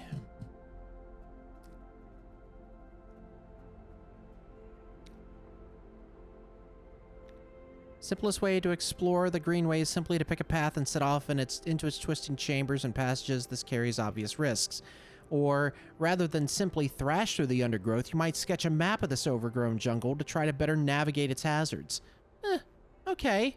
That's fine. Don't you have mushrooms to pick here for the chef guy? Yes, that is the only thing that I remember that we absolutely had to go here was so we could get mushrooms for Emphas. We want to make friends with Emphas because he keeps us fed. And then there's this asshole. What the hell does he want? When you enter the service dock, Feng is already set up, crouched among stacks of equipment. He's leaning over a terminal, bathed in a blue glow. He looks totally at home. Sleeper! What do you think? Turns out not everyone in Havenage is set against me. Oh, wait a minute. Oh. That's a misplaced quote there, because they screwed that one up. Would really like to have that fixed. All right, let me start that again. Sleeper, what do you think? Turns out not everyone in Havenage is set against me. A couple of my old systems pals managed to ship me some of my old gear. He gestures at the pile of blinking hardware. Nice kit. Feng does a mock bow. What are we looking at here? One massive smoking gun. He raises his eyebrows. Feng beckons you over. He has a set of scans of the wastes on his terminal, with heat maps of activity overlaid. A chunk of the derelict rim is blotchy with bright red and orange marks. Does this look like a wasteland to you? Feng shakes his head. There's hundreds of Conway machines out there, all lined up in concealed hangars, and a whole underground facility to support them. Hardin has got a crew out there putting them together. They must have shipped them in piece by piece through the shipyard, ready for assembly out here. What's he planning on doing?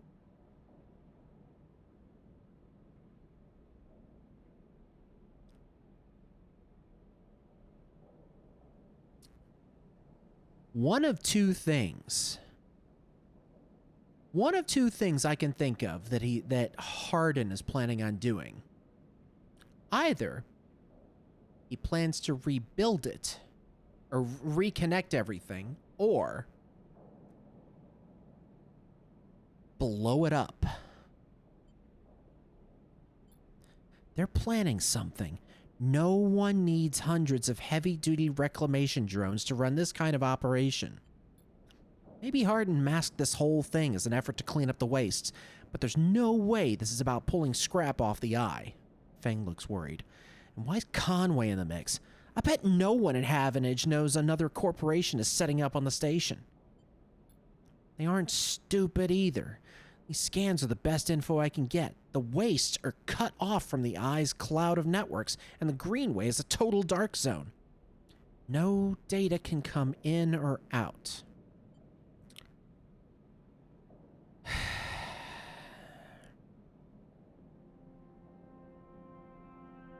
I'm gonna have to volunteer, aren't I? I can try. No use. You need to enter the cloud. There's no cloud to speak of. He turns and winks. That's why I'm gonna pay them a visit.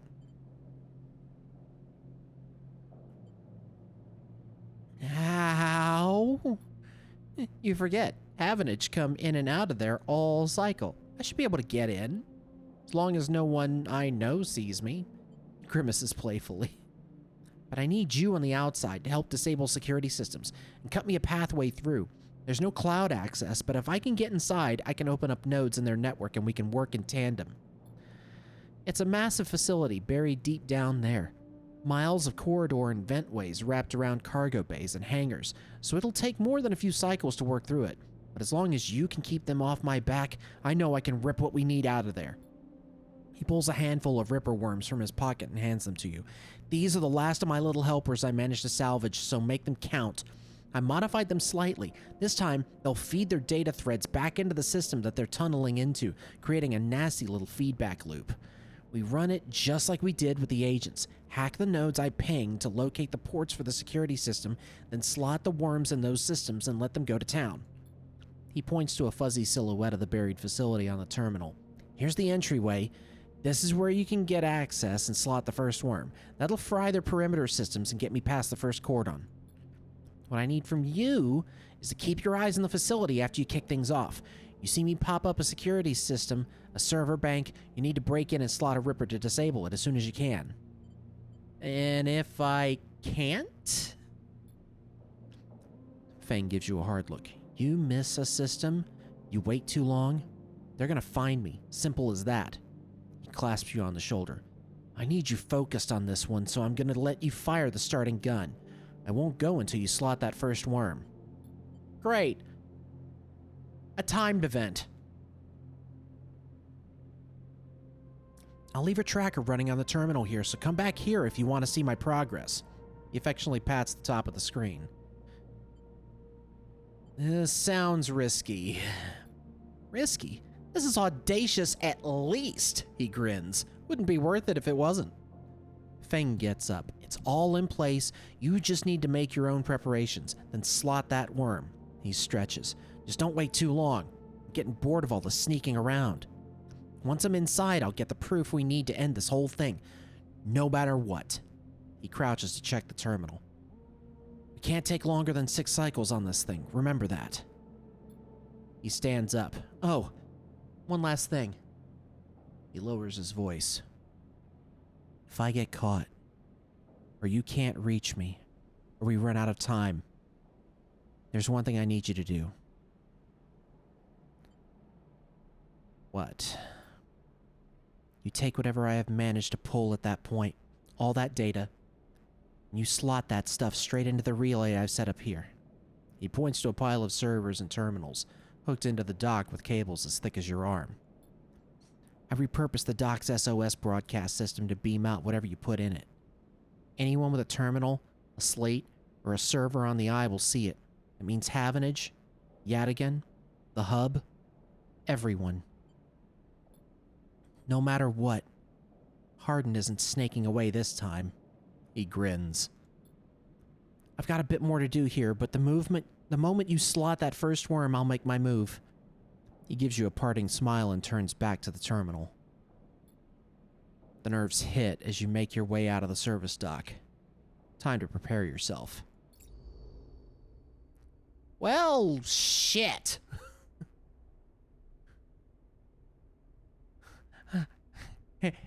Anyone else getting Kingdom Hearts 1 flashbacks here? Like, this is the final countdown. Do all of your shit now.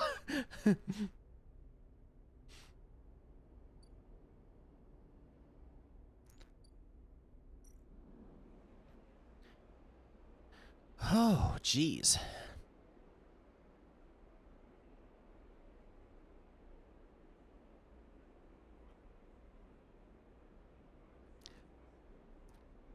All right, so this is another membership thing.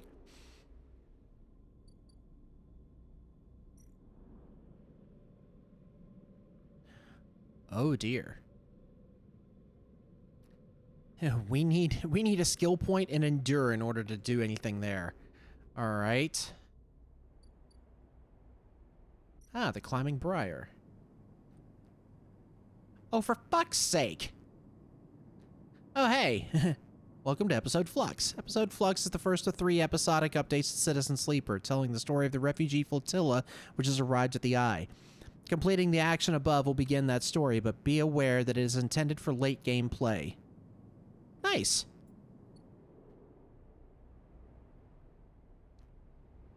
We're not going to be able to do that.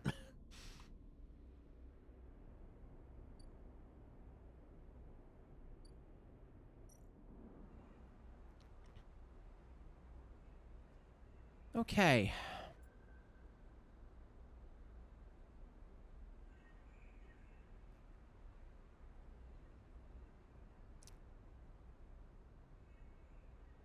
Um...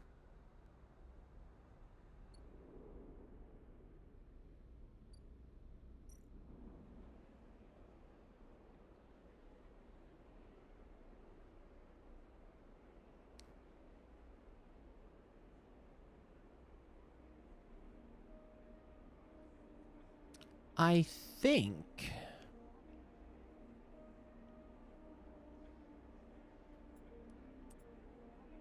There's a part of me that wants to do this just to see what happens.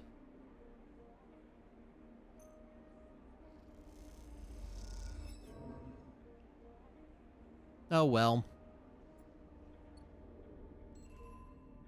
Oh, Jesus. We have so many freaking drives here.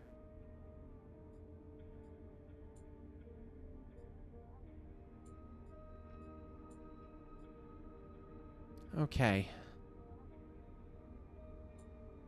He said he needed about... He said he needed, what, 6 cycles? Well, we obviously can't stay here.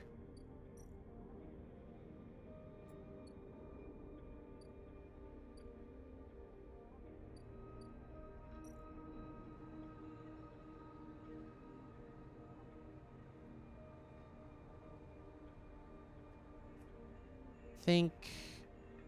Sure, let's do this. See what happens. Oh, shit. No, we can't do that. I forgot. If we don't have very much energy left.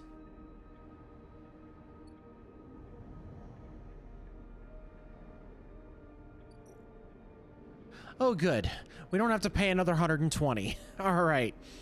Let's go get some, let's go get some cryo.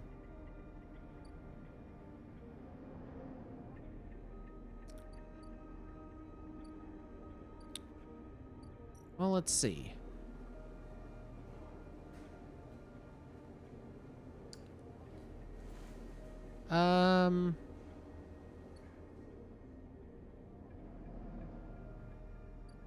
Oh, wait a minute. Oh, hell. It's that guy. Yeah, we're gonna need some cryo.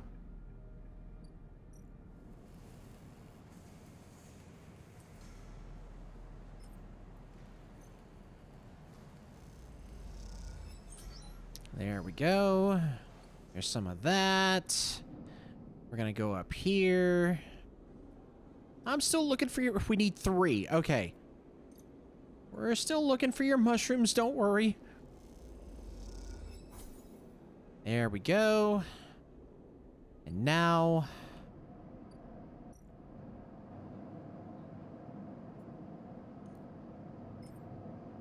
our last stabilizer before we have to pay.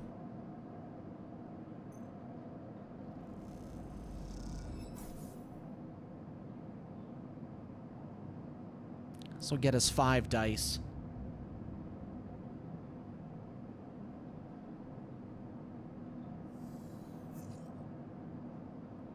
Alrighty.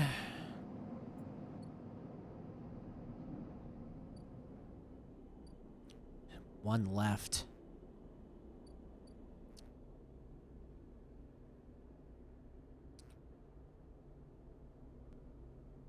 So... we need some Yadigan data. We need 3 more. Oh, 4 more rippers. I'll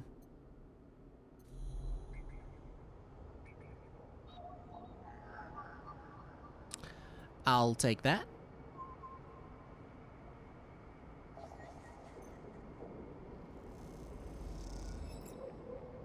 Thank you. It's 3. Ah, heck.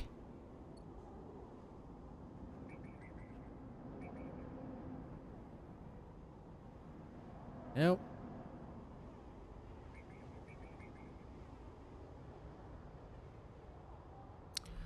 All right. What is this gonna do for me? Oh.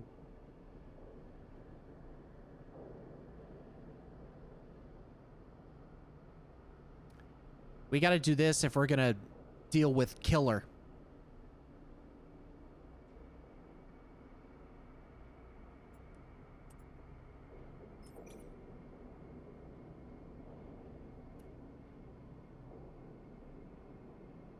Wait a minute. Before we do that,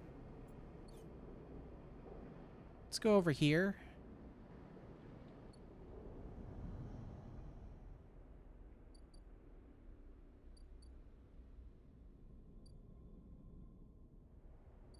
Yeah. There, so we're just gonna have to wait. Which is fine.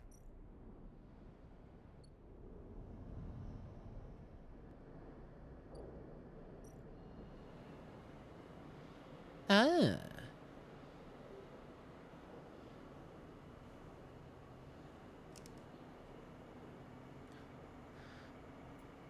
Let's, I am not dealing with that. We got so many plot threads going on right now. Mm.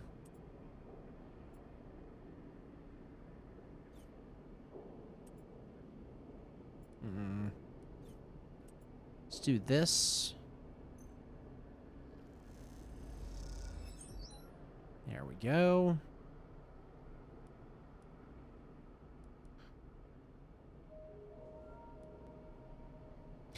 You know what? Let's just ensure that this happens.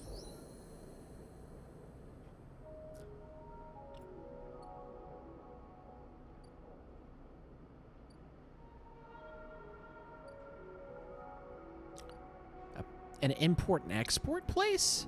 Hello.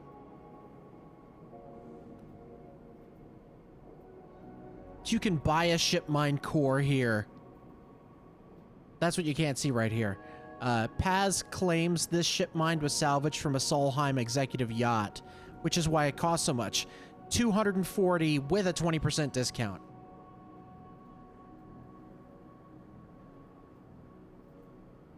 What do I have?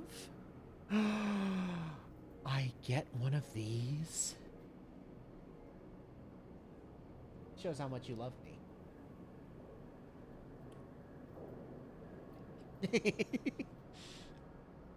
Put put this on here.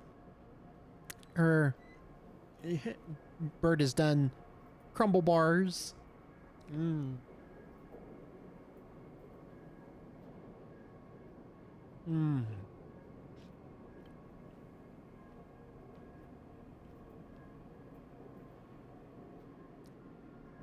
Oh, it's so good.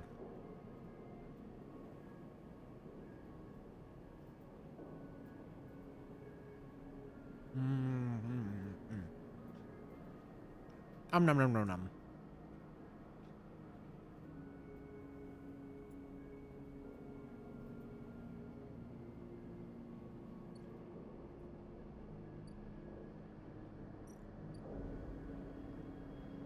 Let's go to the center. Oh my. Oh hey, this is cool. So we can see over here what this all looks like. All right, so we're gonna go this way. We know all this.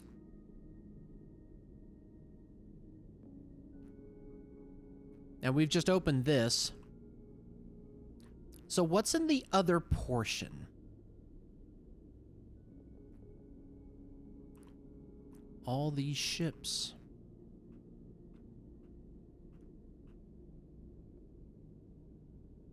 There is nothing here but ships.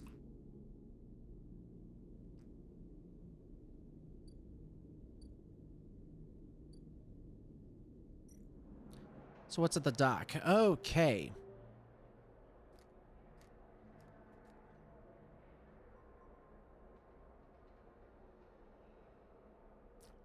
Spacers socializing. The hub is thronging with spacers from across the surrogate systems. They can be a prickly bunch, but they know the place well. Or the manifests. The stacked bays house a flow of incoming and outgoing ships. The digital manifest will help you get your head around this place. I'm not really keen on that. I want to finish this. I'm going to finish this bit here. A1 mainframe is now mostly disused. Havenage having set up their own master controllers. Navigator thinks Killer is hiding there. Let's do it. Oh, come on.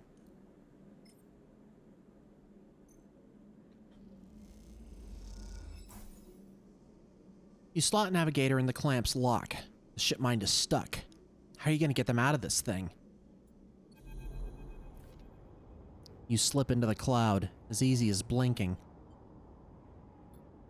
Navigator is beside you, their sphere casting light into the strange darkness here. This is not how a mainframe should look. A center, a point of connection. The object in front of you is severed, cut off. A rootless, branchless tree. Only the trunk remains. Is Killer even here? Quiet, Navigator hisses. And then you see it, like a blade in the dark. An edge slicing through the void.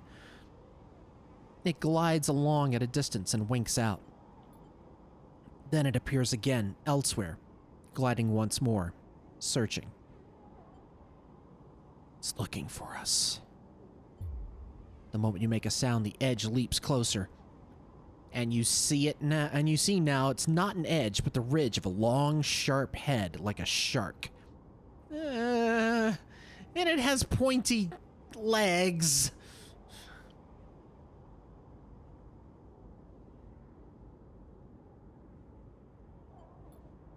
It glides past, closer now, and you see into the void where its eyes would be, should be. You and Navigator exchange looks, both thinking the same thing. It's blind. It needs Hunter to see for it. Killer crosses between you two, smooth as a razor, then disappears. It flickers back in, further away now, and you move close to Navigator to talk. You saw it too, then. Killer has been blinded. We need to be careful. Oh, thank you, Bird. If anyone is interested in this game, it's on sale. It's part of the spring sale, I think? Correct. The protocol is clearly operating outside established limits. It may be unpredictable. You flinch as the silent Killer appears closer and glides past you. Its empty sockets open wide. You turn to Navigator and notice something strange. Their orrery of spheres is collapsing. The orbits, usually round and even, are decaying. The spheres are following spiral paths, condensing on a central point. Navigator is noticing it too. They go to shift their position to better direct the spheres, but they cannot. Whatever is drawing the orrery together is holding them in place. They look at you, suddenly desperate, frantic. It's a trap. It's a trap! You had to. You had to. It's an old meme, but you just had to do it anyway. Missing a word there. You go to speak, but Killer appears between the two of you, gliding through the gap. Navigator freezes, and you see them framed in the empty socket. Ah! You realize now, if Navigator cannot move, then it's only a matter of time before one of Killer's sweeps brings them directly through Navigator. and time is not a problem for a protocol that's been running for decades. You look desperately around for a solution, for a way to extract Navigator from the mainframe. Then you see it. 3 branches, the last 3, thin and spindly, feeding the mainframe a thin diet of power and data. Break these, and the mainframe collapses once and for all, severing the connection, shattering the hardware. Whatever it takes, they must be broken. But they're encased in something, a glassy layer of protection. You'll need to unlock access before snapping them from the mainframe for good. You look at Navigator, trying to reassure them without speaking, and then you blink back to reality, their expression of fear and afterimage that slowly fades. You must act quickly. Well, shit!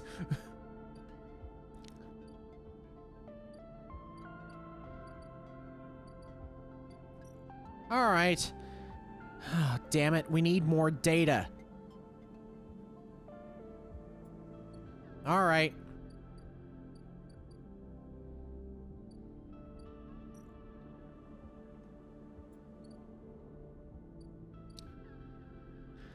We'll be back.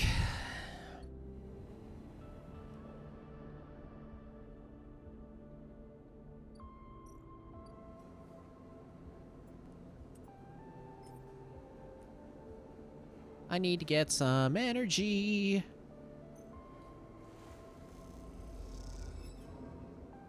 Damn.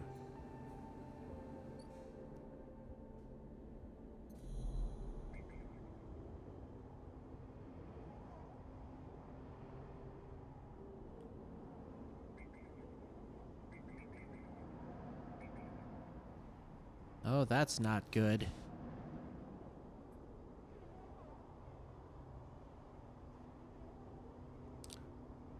Well,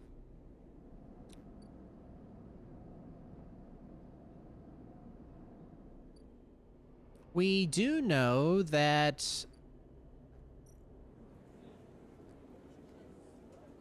someone will pay a little money for some Havenage data.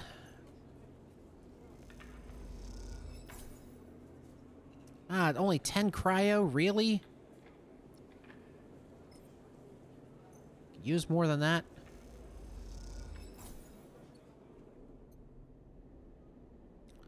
And this guy's gonna show up. Well, crap.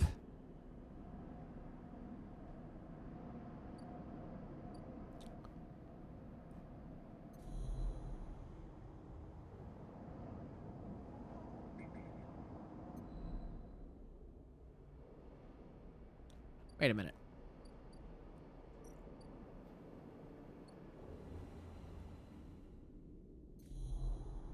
There we go. Crap, I just used up my 4. A 6?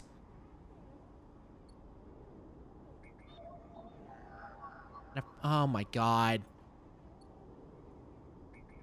Okay. Well...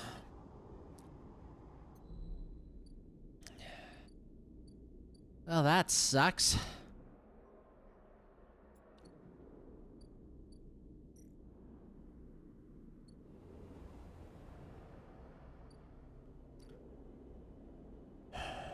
All right.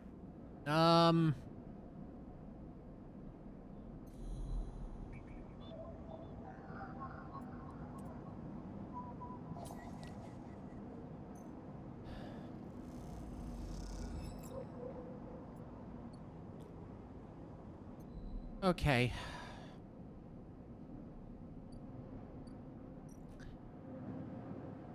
May have stretched myself a little thin here.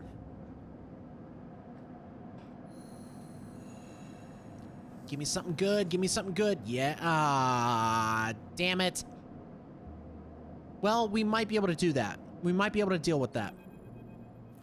Oh, shit.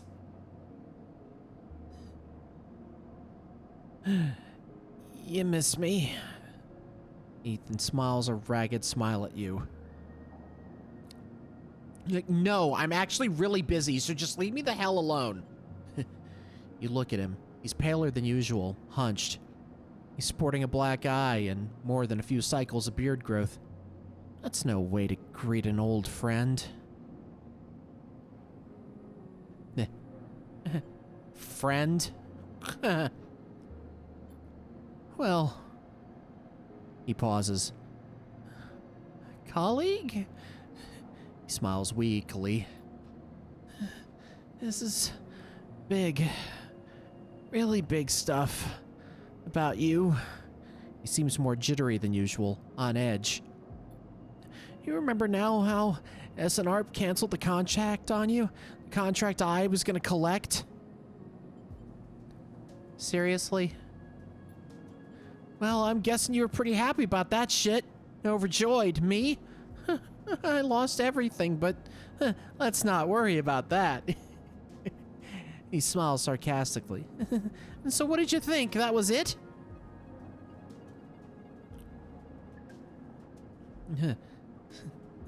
Stay silent. Well, it was. Except, Ethan leaves a dramatic pause. What if old SNARP gave the bounty to someone else? Someone who's even more of a shithead than yours truly. He smiles darkly. What a disaster that would be. Who? Ethan grins. That's the first question, isn't it?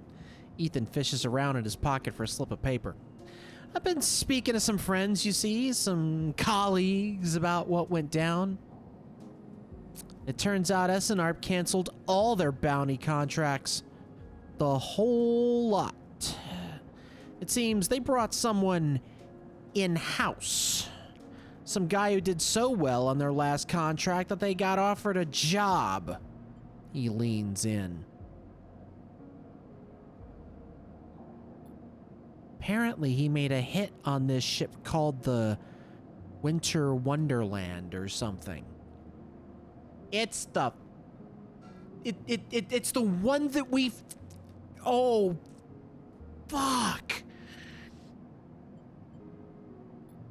Was smuggling sleepers out from under SNARP's big corporate nose. He killed the crew and blew the ship. Ethan whistles. They call him Hemwick or Maywick or something. He gives up looking for the paper. I forget. I'm not giving him the name. I'm not giving him shit. Why are you telling me this? Because I'm your friend, Ethan says, looking you in the eye. And friends help each other out. Ethan runs his hands through his greasy hair. Given this new information I brought to light, it seems like you are in need of protection. Wait for the pitch. I, meanwhile, am in need of assistance in kind. It turns out I upset some people at the compressor the last time we were there. The owners. They say they'll space me unless I work off the debt. Seems they are that kind of businessman, he grimaces. I would pay them, but... He shrugs and turns his jacket pockets inside out in a mime of poverty. He looks pitiful, even more so for his clownish acting. Then work it off. You should be glad, the anger rising in him now, that I came here and told you this. Think anyone's looking out for you? You're a contract. A name on a list. He kicks the wall. Ethan rubs his temples. Sorry, he hisses. I'm sorry for being a shit and trying to kill you and whacking that thick skull of yours. He sighs. You think I want to go up against this guy? But us, he jabs a finger between the two of you. We don't have a choice. So you keep me from getting killed, and I'll do the same for you. We can help each other. Straight 50-50 deal. He looks at you. I'm not asking for a favor. Fine. Ethan smiles. He looks like shit warmed up. Just think about Maywick. Think about that cold-eyed SNARP shit on his way here from the core systems. He smiles. That should give you the motivation you need. Ethan swaggers off down the corridor, throwing his jacket over his shoulder. Can't wait to be working with you, he shouts. For fuck's sake.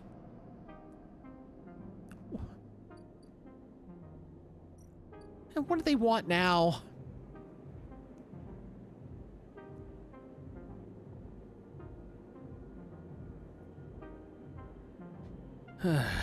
Okay.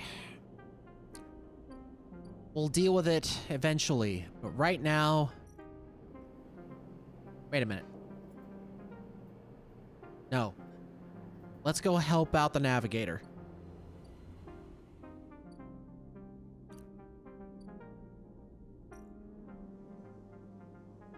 Oh, right. Forgot. We gotta go here.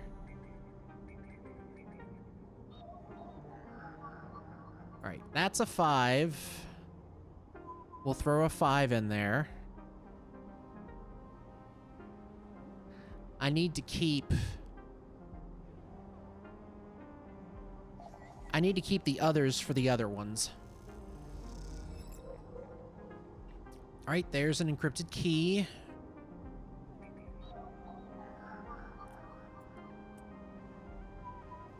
I can put a 3 in there.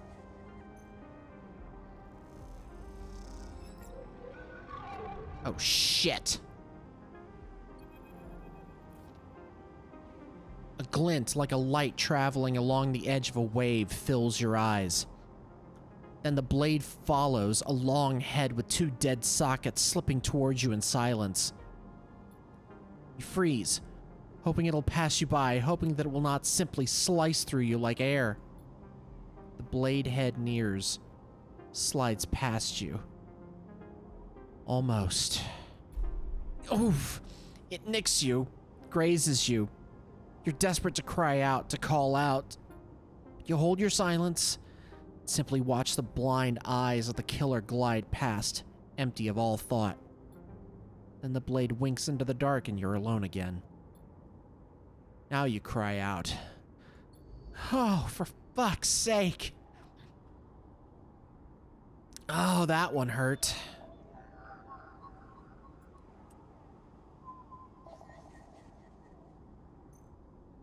It's because it knows we're here to kill it.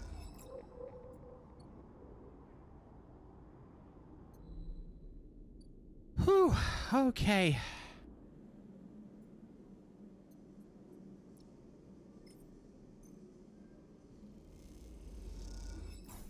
There's one.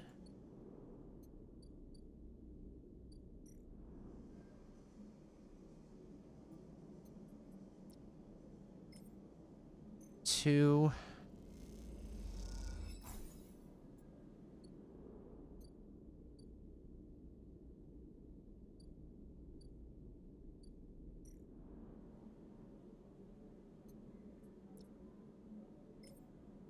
Three.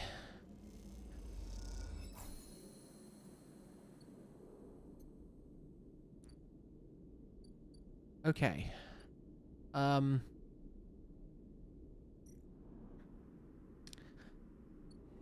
Let's go get some energy. And then finish that.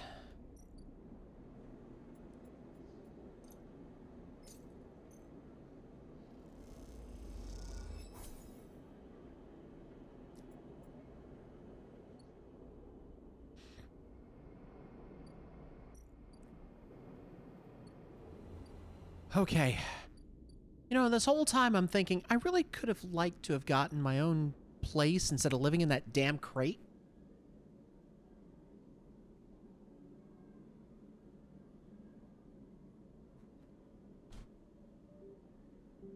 Oh my god.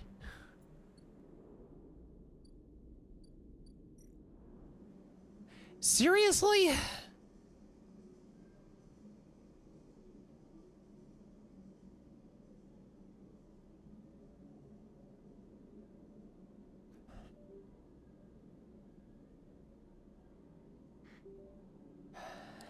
Okay.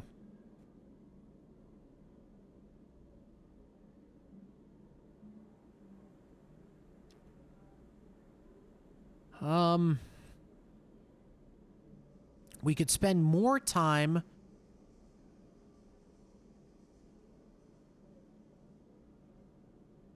We could spend more time trying to loop the branches.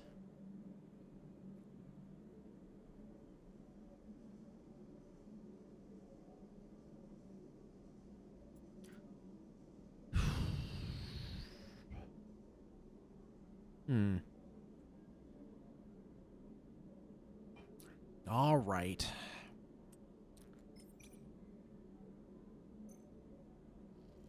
We'll just isolate it. Hey, we got some cryo out of that. All right. Can't really do much of anything with a 2. Like, we'll lose a condition if we do that one.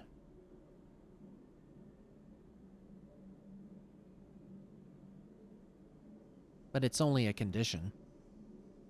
We're gonna lose that die anyway. Never get all 5 dice for too long.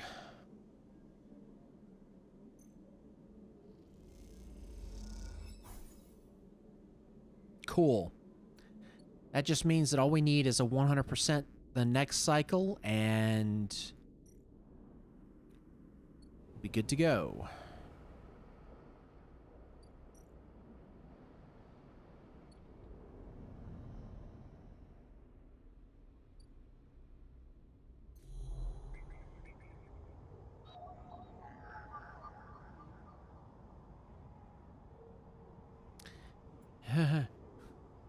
Not yet. Not yet.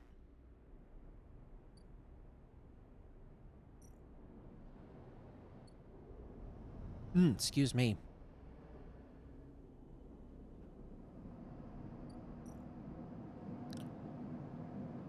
Ethan says Maywick is on their way. You'll need to leave the station, get protection, or disable your tracker before they arrive. So we've got... Oh, we'll be fine. We're about to end the game, I think. Or at least get through one particular storyline of it.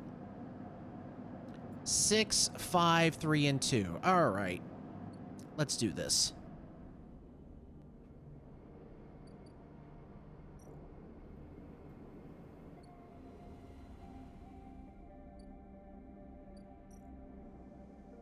So we put a 3 in here, that turns into a 4.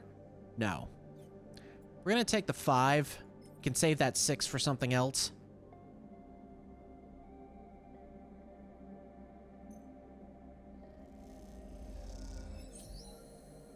Hey, we got some cryo.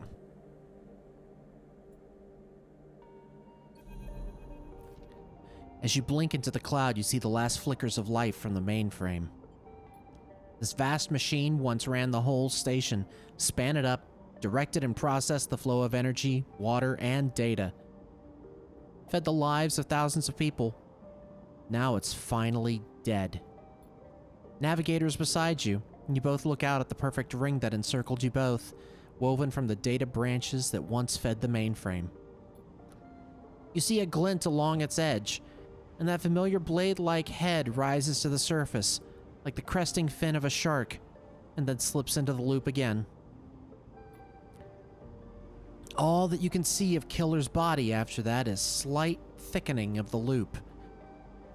And that thickening begins to travel around on a long and slow sojourn that will last it forever.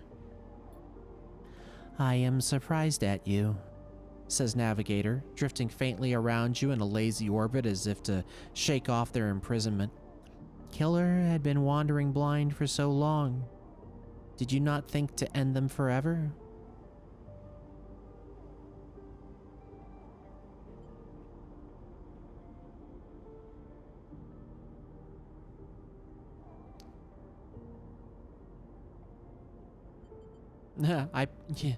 Yeah, pity them.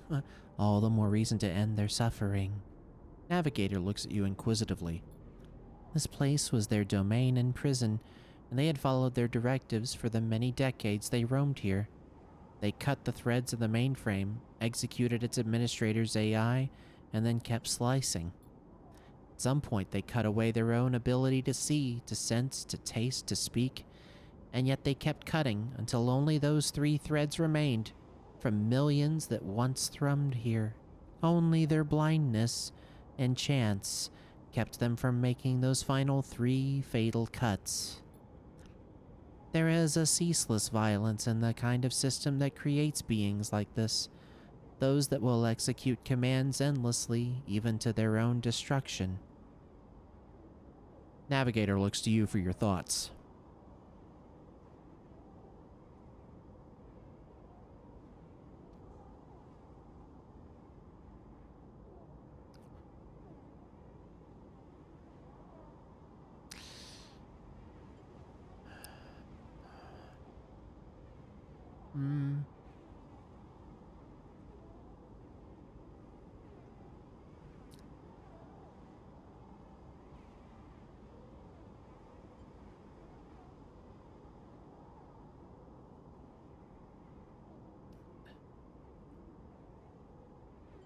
I'm feeling their sentience should be respected. So be it. But would they respect our rights equally? Navigator turns away. You watch the data points of the station spin around you, blending with the fixed stars. There's something satisfying about finally wrenching the last threads of control from the central point. It was little more than a ghost by the time you reached it, but this place deserves to be haunted by better ideas than a totalizing system of control. Navigator floats beside you. It is free now.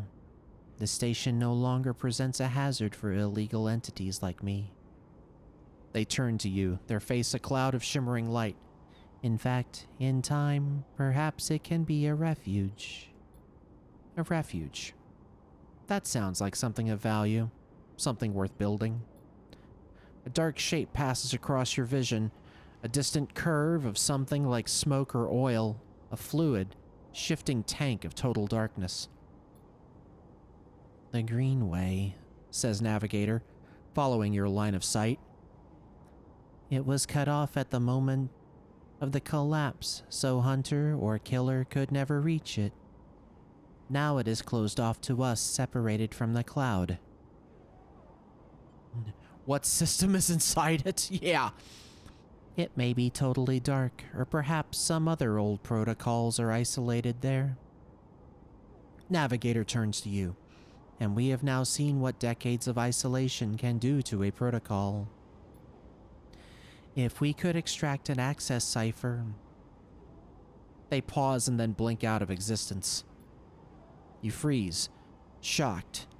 But a moment later they reappear with a glowing polygon of data. Here, the cipher you need. You take it, still shocked. I am not used to being free, to being able to move and explore and extract without fear, without limits. Navigator does a little twirl. This will take some getting used to. Thank you for this gift. They whirl their spheres around you. The entities of this station will always be friends to you, Sleeper. And I to them. Yeah, because, I like having friends. It is true that mutual need is required for friendship, but I must admit I had not considered the value of offering assistance without personal gain. I will think on that. Navigator loops around you rapidly, suddenly eager to test their newfound freedom. But first I will explore. Perhaps there are still intelligences that hid themselves as I did, encased in simple systems, cut off. Navigator glows. I should like to free them. And with that, they drift away, flickering, glowing, then shifting so rapidly you lose sight of them among the glittering rim of the eye. You feel a pang of jealousy. Free, without a body to weight you down, or fear to limit you? How must it feel? Your eyes fall on the Greenway and its secrets, though perhaps that can wait until after you've celebrated this victory. And also with you. Yeah.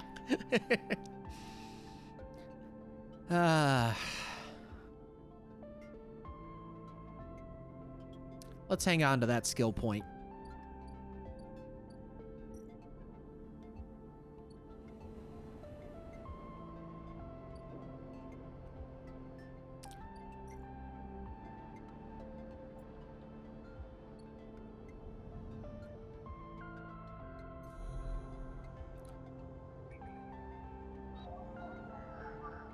Ooh.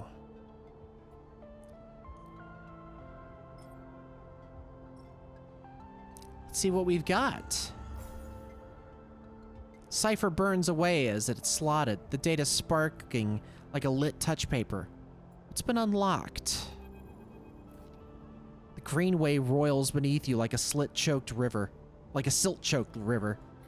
If what Navigator said was true, then no one has accessed these networks since the collapse. The hunter and killer protocols have never set foot here, never cleared out the intelligences and systems. So why then, you wonder, does it look so dark? Is it just that the bit rot has set in, the entropy of systems reducing everything to shadows and light? You watch as the slotted cipher fizzles in the one open, distorted gateway on this entire rim of the station. It flickers and winks out, and then you're falling into the flow, a river of swirling darkness. You're spun by it, twisted by it, lost in it. It's not that the Greenway was hiding in the darkness. It's made of darkness. It's filled by this substance, this process, this swarm. Now you're among it, you notice that a swarm is exactly what it is. 1 billion individuals moving in a flow. There is no network map here, no nodes and threads, only a storm of interchangeable points, shifting configuration endlessly. Then you see them, a figure, turned away, the only bright spot in the dark river. You push closer through the storm. Oh my. They are facing away, at least you think so. They're so fractured, so overgrown that it is hard to tell. Even from this distance, you can see their flesh is moving, flowing. You watch, silent, as they stoop and reach down. In their hand is a dark shape, and with twisted fingers they press it down into the loam of data beneath them, pushing it through this trembling soil. Then they move away, go a little further, and repeat the process, as if they were sowing a field. You push forward, but somehow, despite their slow and deliberate speed, they move faster, and they quickly fade into the storm. You reach the point where they planted the object and look down. There it is, a glassy, shifting polygon with something inside. You reach down and pick it up. It's cold, but it thrums with energy. You look towards the path of the figure, but they're long gone. When you blink out of the cloud back to the leaves and the dappled light of the Greenway, you hold a seed in your hand.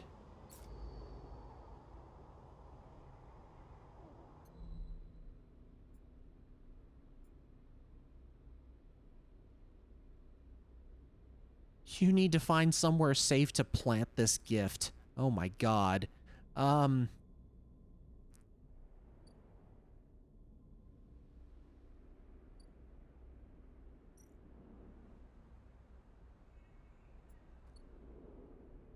This is a whole other plot thread, I can tell.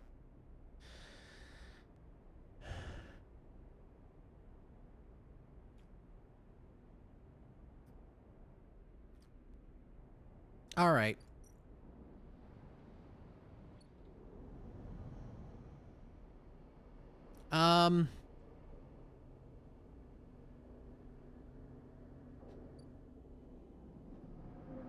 Ooh, hello. Ankita is crouched in the computing core of the ambergris, swearing to herself when you enter. She doesn't look up. These shits completely ruined the core's connectors when they cut it. She holds up a thick fistful of ragged wires. The ship mine they ripped won't even be usable without replacing these. She throws the bundle of wires across the room. Amateurs. Can we repair it? There's nothing to repair. We need an entire ship mined. Not exactly the first thing you can expect to dredge up from a scrap freighter. She sighs. Fragments maybe. Sections of a mind. But a complete ship mind? No way. Ankita climbs out of the cooling well where the ship mind should be. The space suddenly crowded with her on the same level as you, towering over you as she stoops beneath the low curved ceiling. Come on, nothing to be done here now. She leads you back through the guts of Amber, though you could find the way back yourself. The repair process has left you familiar with the cutter's idiosyncratic layout, all diagonal angles and bundled tubes. What do we do now? Ankita seems lost in thought, and you focus on the corridors, ducking below conduits and passing through bulkheads. Eventually, you arrive in the galley, though it's hard to tell. Most of the benches and prep surfaces are covered in half-stripped components and welded hull patches. Excuse me. Ankita shoves a box of filters to the floor and sits. There's no way around it. She starts out of nowhere. We need a new ship mind. I can salvage one. Sure, I've done it before. I like your confidence, Sleeper. Maybe if we check the ore exchange or speak to some scrap dealers. It seems I'm about to do something very stupid, but hey, I came here, didn't I? Why not make a run of it? She fixes you with a hard stare. Sleeper, you're all I've got. No crew, no friends, you're it. She looks uncomfortable. I appreciate the time you've put in on Amber, and I'm sure she would too if she could. What I'm saying is, if you screw me on this, I will kill you. She leans over and hands you a stack of chits. A big stack of chits. You don't dare to count them. Get me that ship mind, Sleeper. Don't make me regret this. You won't. She sighs. Look, just get out of here before I change my mind. You slip out of the galley and head back towards the main lock. As you do, Amber growls and creaks like a caged animal. You reach a hand out to calm her. Time to find Ankita a ship mind somehow. The ambergris? Yeah. She gave us 128. She gave us 100 cryo. Okay. We can do this. How many do I need? I need 3 ship mind fragments.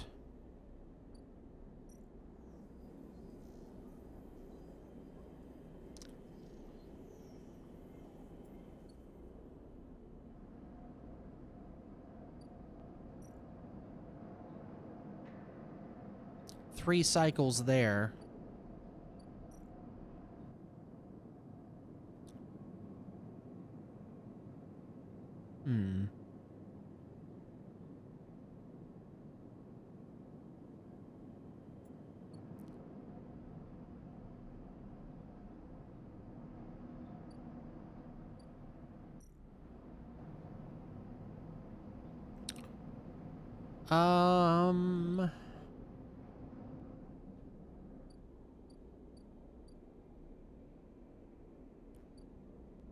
Let's see.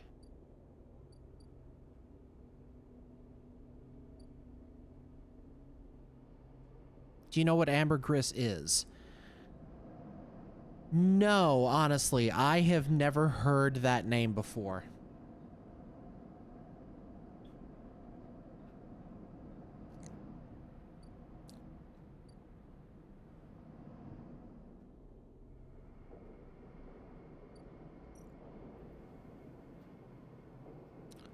$240. Shit.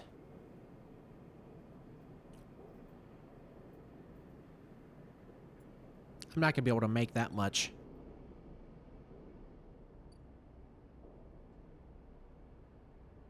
It is whale bile, which when allowed to age is used in perfume making.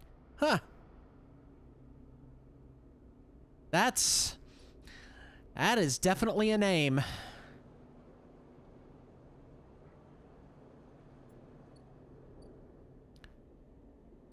So I can get 3 ship mind fragments.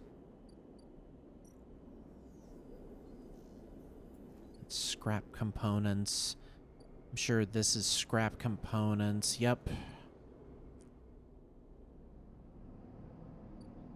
if I wait 3 cycles, this would have enough fragments for me to pick up, I think. I'm gonna have to make some money.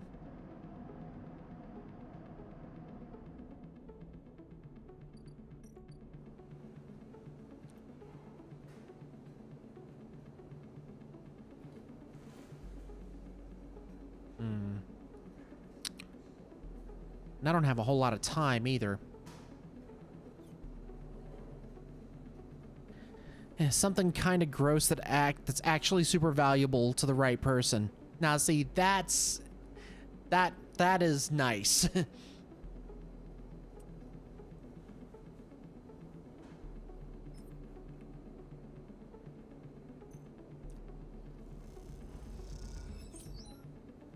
Okay. I got 8 cryo from that. I think...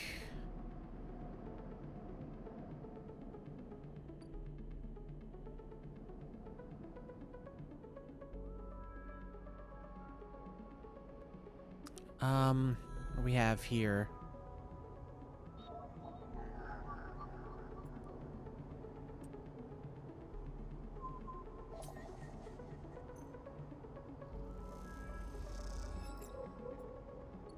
Four.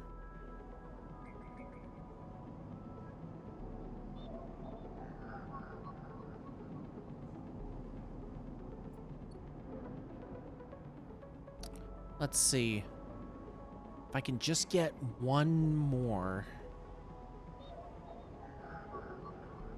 Can I put that in? Nope. Shit.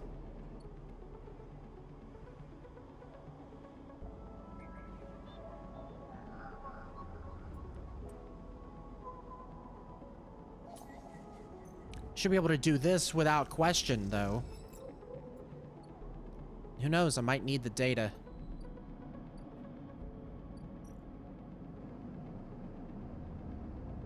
Okay.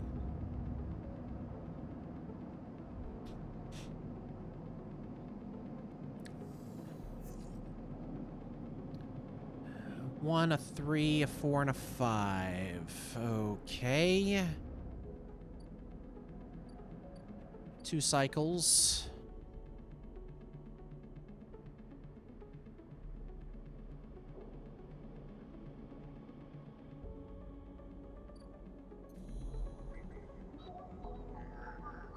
Drop that 1 there. I do that. I've got enough data to go see Castor.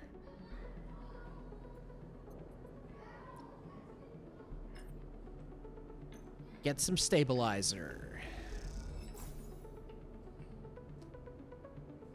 All right. Oof. I have a ship mind for you if you indulge my curiosity. Holy shit.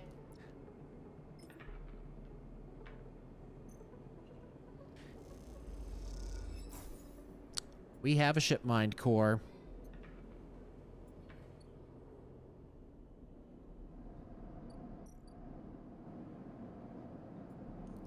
Here's your ship mind.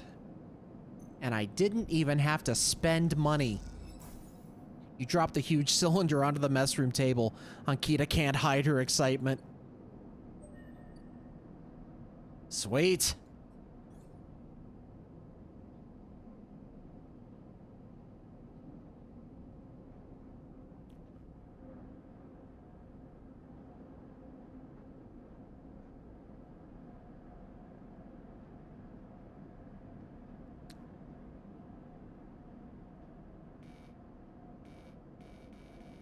Oh, it takes 3 points. Oh, hell.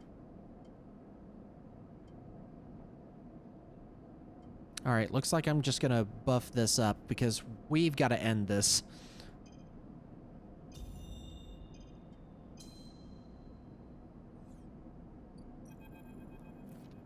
You drop the ship mine core onto the galley table with an emphatic bang. Ankita spins around from where she's been poring over some documents on her slate. Holy shit, Sleeper, did you actually land a ship mind? She rushes over and hefts the huge cylinder, turning it back and forth. Oh shit, it might actually work. She smiles wider than you've ever seen. Where did you get it? Trade secret.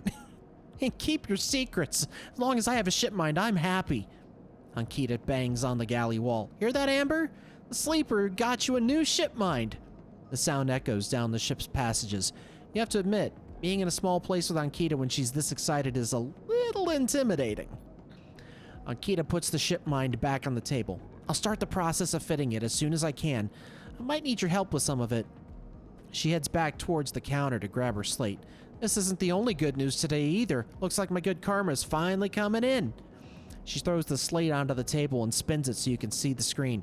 Take a look at this. You see a list of names and numbers, noticing that nothing that exciting, along with what looks like a transit timetable. I found them. The thieves? Exactly. Well, the thief, singular. She points at a name on the list, or more specifically, Ashton Cade. It was his past that was used to access Amber and slice the ship mind. I thought he might have been killed or robbed, his past stolen, but it turns out he crossed the Founder's Gap the very next cycle. How do you know? I know some of the crew over at the ferry. Old Mercs used to run in an outfit I worked with. I saw them in the Overlook and they mentioned they saw Ashton crossing. I checked the manifests and there he was. Looks suspicious. He hasn't said a word since the theft, and anyone wanting to hide out might head to the Greenway and go to ground. She flexes. You won't get far, though. There's no real docks out there, only a couple of jetties in the wastes. Going after him? Not yet. First, I want to fit the ship mind. She pauses. But maybe you could help me out. Okay, how? It's like this. I head over there, especially in Amber. He'll spot me a mile off and go underground. He'll find a way to slip the station, or he'll bury himself so deep in the waste no one will ever find him. But you... Ashton doesn't know you. All I need is for you to go there and sniff around. Not at the commune, not the stacks. He'll have gone to the edges, the margins, the wild places. That's what Ashton likes. You see him, you locate him, ping me on this. She hands you a comm earpiece. Seeing as this is Merc work, I'll be happy to give you Merc pay. She shifts in her seat. Thing is, I haven't got much left, so... How about I tell the boys who run the ferry to give you a discount? I know it's not much, but once I grab this coward, I'll pay up. 200 cryo, nothing less. What do you say? Sure. That's fine. She gives you a heavy whack on the shoulder. Good, I owe you. She lifts the ship mind up onto her shoulder with worrying ease. I'm gonna go get this fitted into Amber's core. You get any info, any sense of where Ashton is hiding, let me know. She goes to turn and then stops. Once again, Sleeper, thank you. I appreciate it. Ankita stomps off into the guts of Amber with the ship mind, leaving you in the galley. You glance around, a sudden nervous energy descending at what is to come. You never thought you'd get work as a mercenary. Then again, it seems the eye is full of surprises.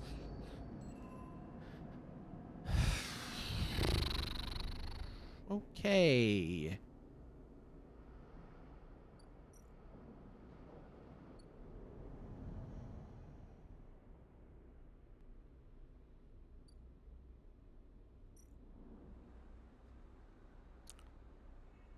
Okay. 8.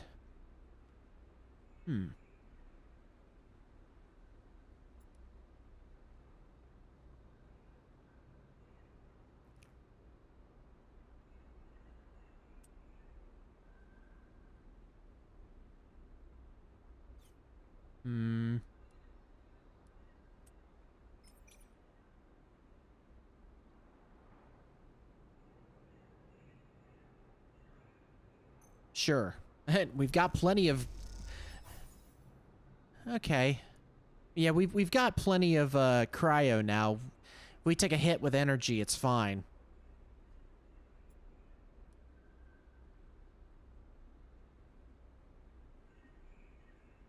Damn.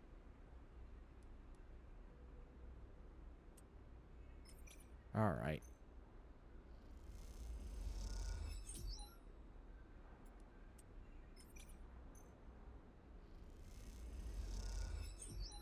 There we go. All right. Let's go back.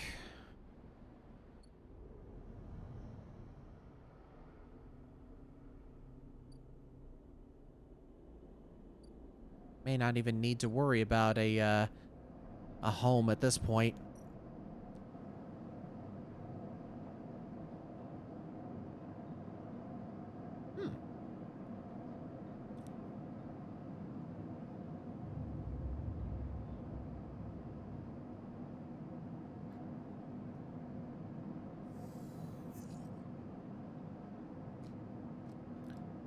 All right. 5, 4, 3, and 1. Don't really like that 1.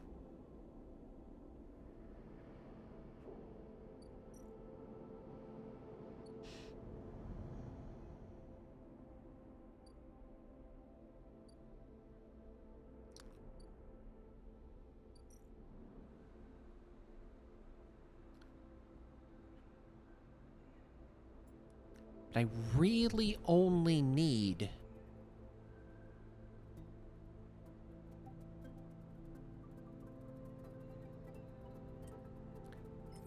I'm gonna roll it. I'm gonna roll the dice on this one. I can't believe oh my god. You know what? That deserves a crunch.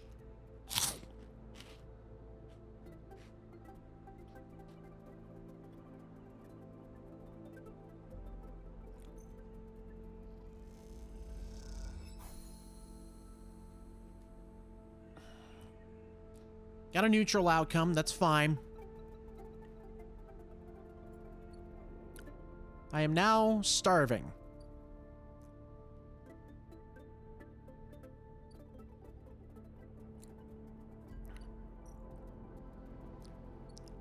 Let's go, get some food. Hey, Emphas. I'm sorry. I don't really think we're gonna be able to get you your mushrooms.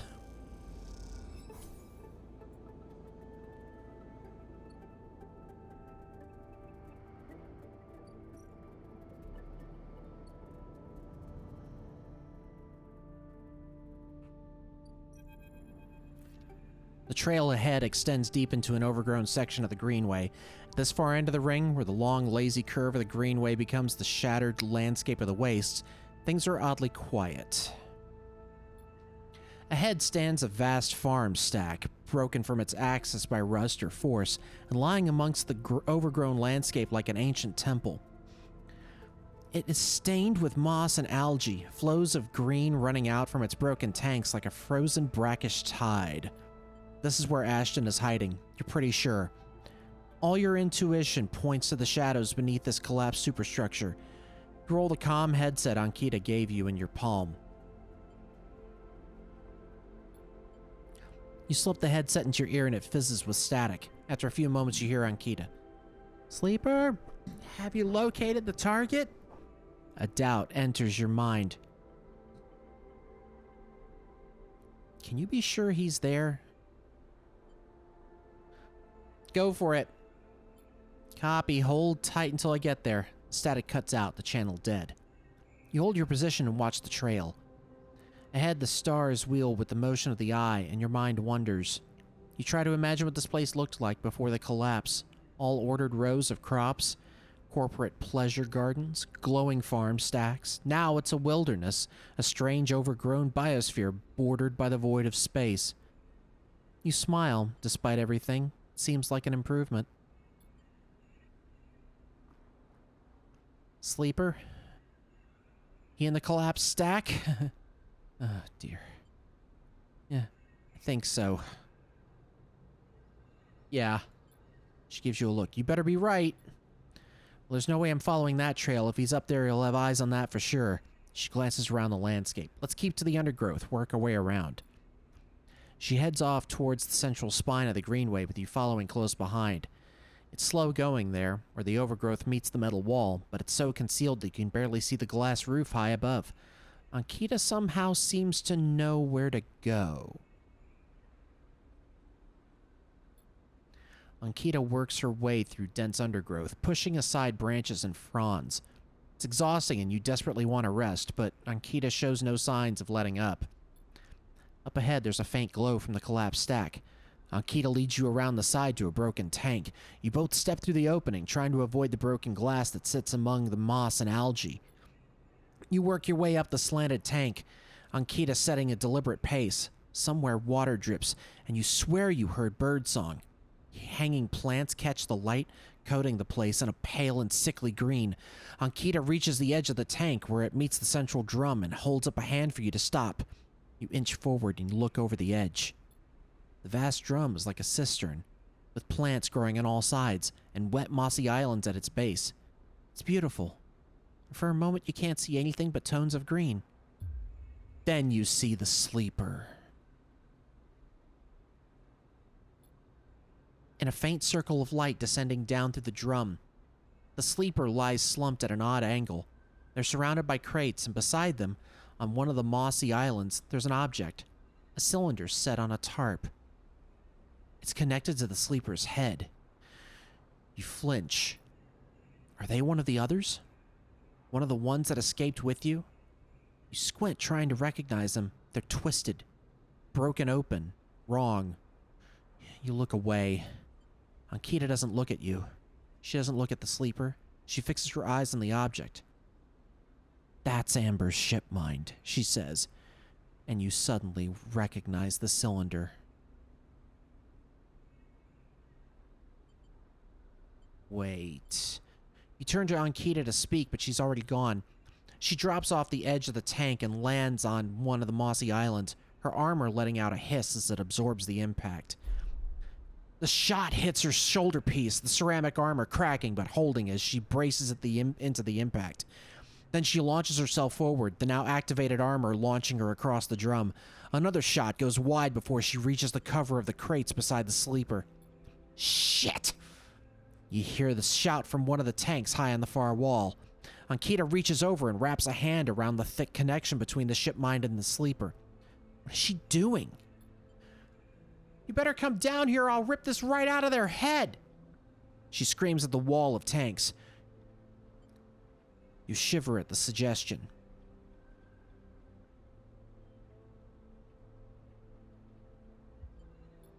There's a long pause. All you can hear is the dripping of the water running down the walls of the drum. Then Ashton calls out, "I'm coming down, Ankita. Don't do anything stupid, for God's sake." He appears at the far side of the drum, stepping through the shallow water, rifle raised above his head. "Drop the gun," Ankita shouts. Throws it down onto the moss. As you lean out to watch, you see him catch your eye, clocking your presence. "What are you up to here, Ashton, you sicko?" She stands, keeping her sidearm trained on his head. "You ripped my ship mind for what, some freakish experiment?" Ashton approaches with shaking hands, his eyes now fixed on the connection bundle of wires that Ankita still has hold of. "Steady, Ankita. It isn't like that. I needed the ship mind. You have to understand, they would have died without it." "What are you talking about? I don't give a shit why you ripped my ship mind and crippled my ship. I should put you down right now." She tightens her grip on the connection. "Typical of you, Ankita. No curiosity." Ashton smiles shakily. "That's why I never asked for it, for your help. You only look after yourself." He nods at you.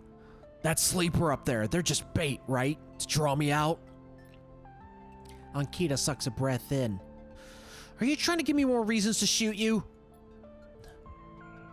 "I love them, Ankita." Ashton looks at the crumpled sleeper. "I love them, and they were going to die. I knew you would never understand that." He starts closing the gap between himself and Ankita now, slowly inching forward. "Don't do that, Ashton," Ankita snarls. "Don't do that." "Let the wires go, Ankita. Let us go. If you don't get out of my way." He inches closer. "Please." "I can't let you take it, Ashton." Ankita hardens her stare. "You stole it from me. You left me for dead." She shakes her head. You think I'm gonna trust you after all that? I need it, Ankita. I need them to survive. Ashton is in reach of the sleeper now, of Ankita. I'm going to take them now, Ankita. He raises a hand. I'm going to take the ship mind and go. Ankita loosens her grip on the connection a little. Her hand is shaking now. Stop, Ashton. She lowers the gun a little. Stop. Seeing her drop her guard, he makes his move. A blur of moment, a struggle, a shot, another. You recoil back behind the edge as they ricochet around the inside of the drum, the sound deafening you. When you crawl back to the edge, Ashton is bleeding into the water, the red and the green. Ankita is standing at the center of the drum, the severed connection in her hand. The water drips endlessly.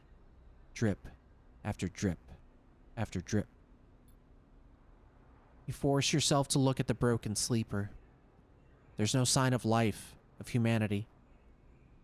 They're just another broken object among other broken objects, while all around, living things grow and thrive. Ankita finally looks back up at you, tears in her eyes. She begins to say something. Something that might be sorry, but you're already gone.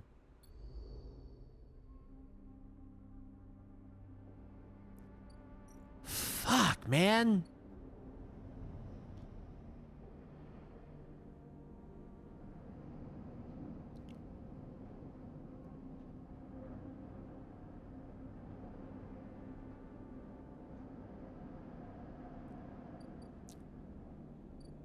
Woof.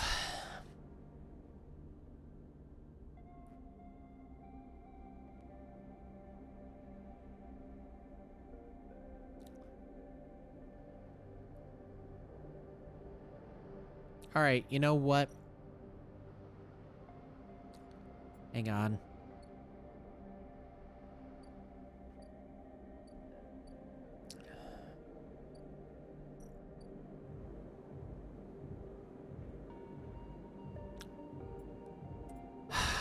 Damn.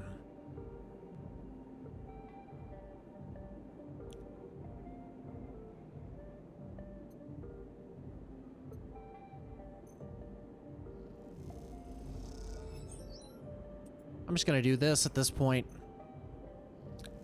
We're gonna finish this game tonight. That just hurt.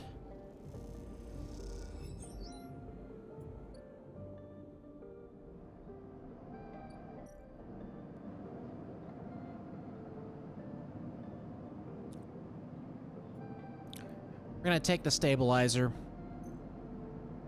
get our 5 dice, and go. Because it's a little after 10. I should be ending, but I want to get the final bit.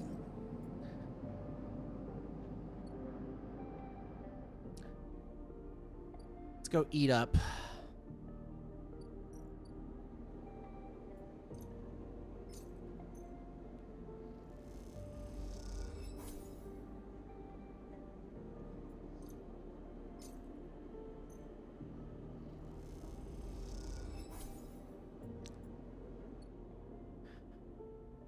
All right, let's do this thing.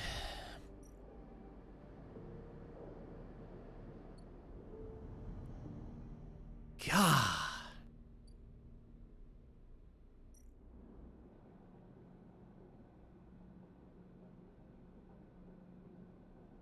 Sleeper, stay. I'll be ready soon.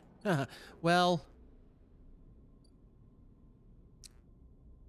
we don't have that kind of time. We're doing it.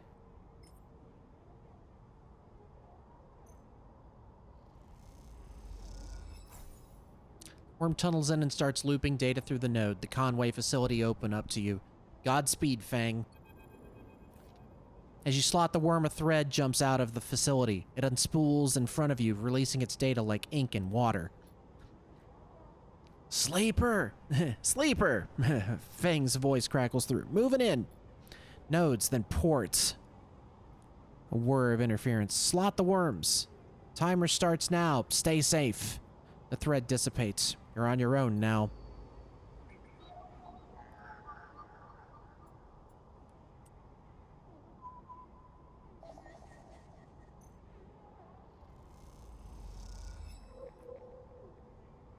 Okay.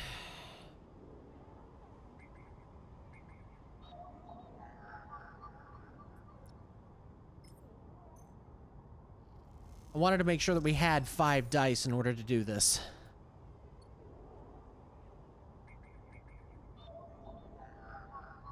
There's a 4.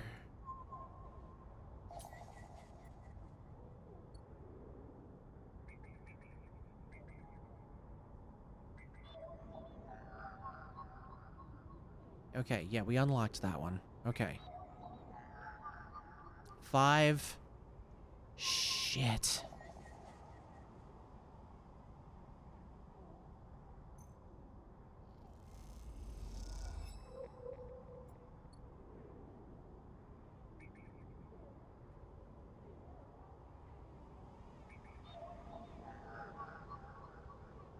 Oh, right, I forgot that.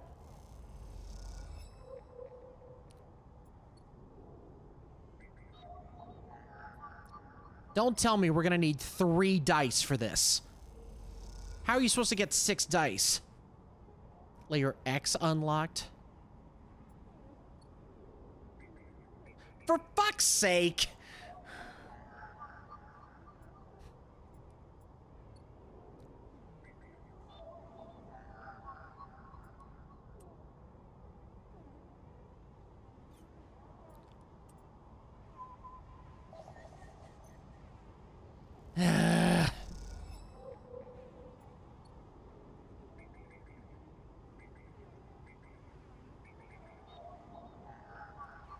How are you supposed to have 6 dice?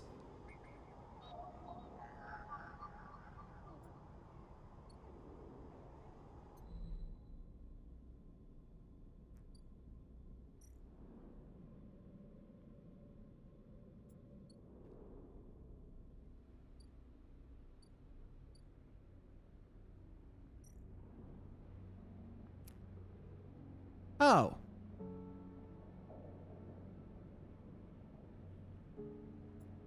Okay. We did it all in one, so that's fine. Okay, good. I thought he needed us to wait for 6 cycles. That's much better than I thought it was gonna be.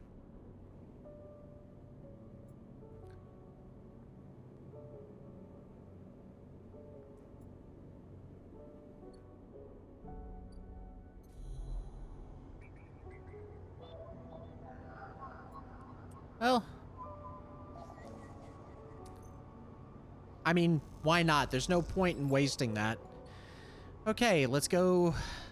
Let's go have a nap.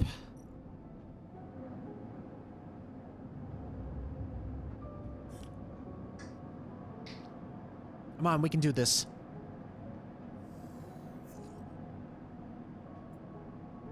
Shit. Well, we may have enough perks to get us what we need.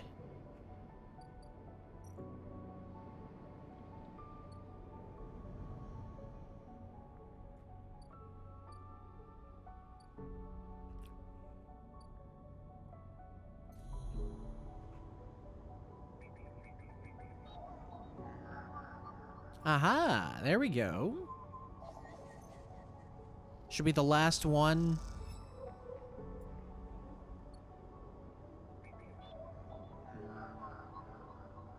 Ah, I can use a 5. Fantastic.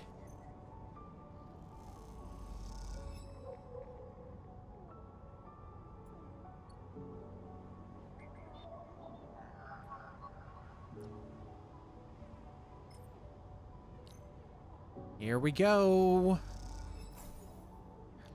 Moment it does, a thread shoots from the facility. A thread from the facility cuts through the cloud like a hairline crack of light. That's it. The final layer of security is broken. Somewhere, buried in the depths of the station, Fang is in control. He's slicing into the camera control circuits and piping out the result. thread flickers and unravels into an image, a scene. Two figures in a room, one sat, the other pacing. The pacing figure resolves into Hardin, the unmistakable, superior posture, the shock of gray hair. The second figure's features don't seem to resolve. They're vague, unformed. A problem with the data, perhaps? You look closer. Then you see it. The figure is a proxy. Perhaps you should have expected it from Conway, a corporation whose very existence is owed to automation. The proxy is a machine designed to be piloted by remote connection, someone elsewhere in the system puppeteering it with their own body, speaking so it may speak.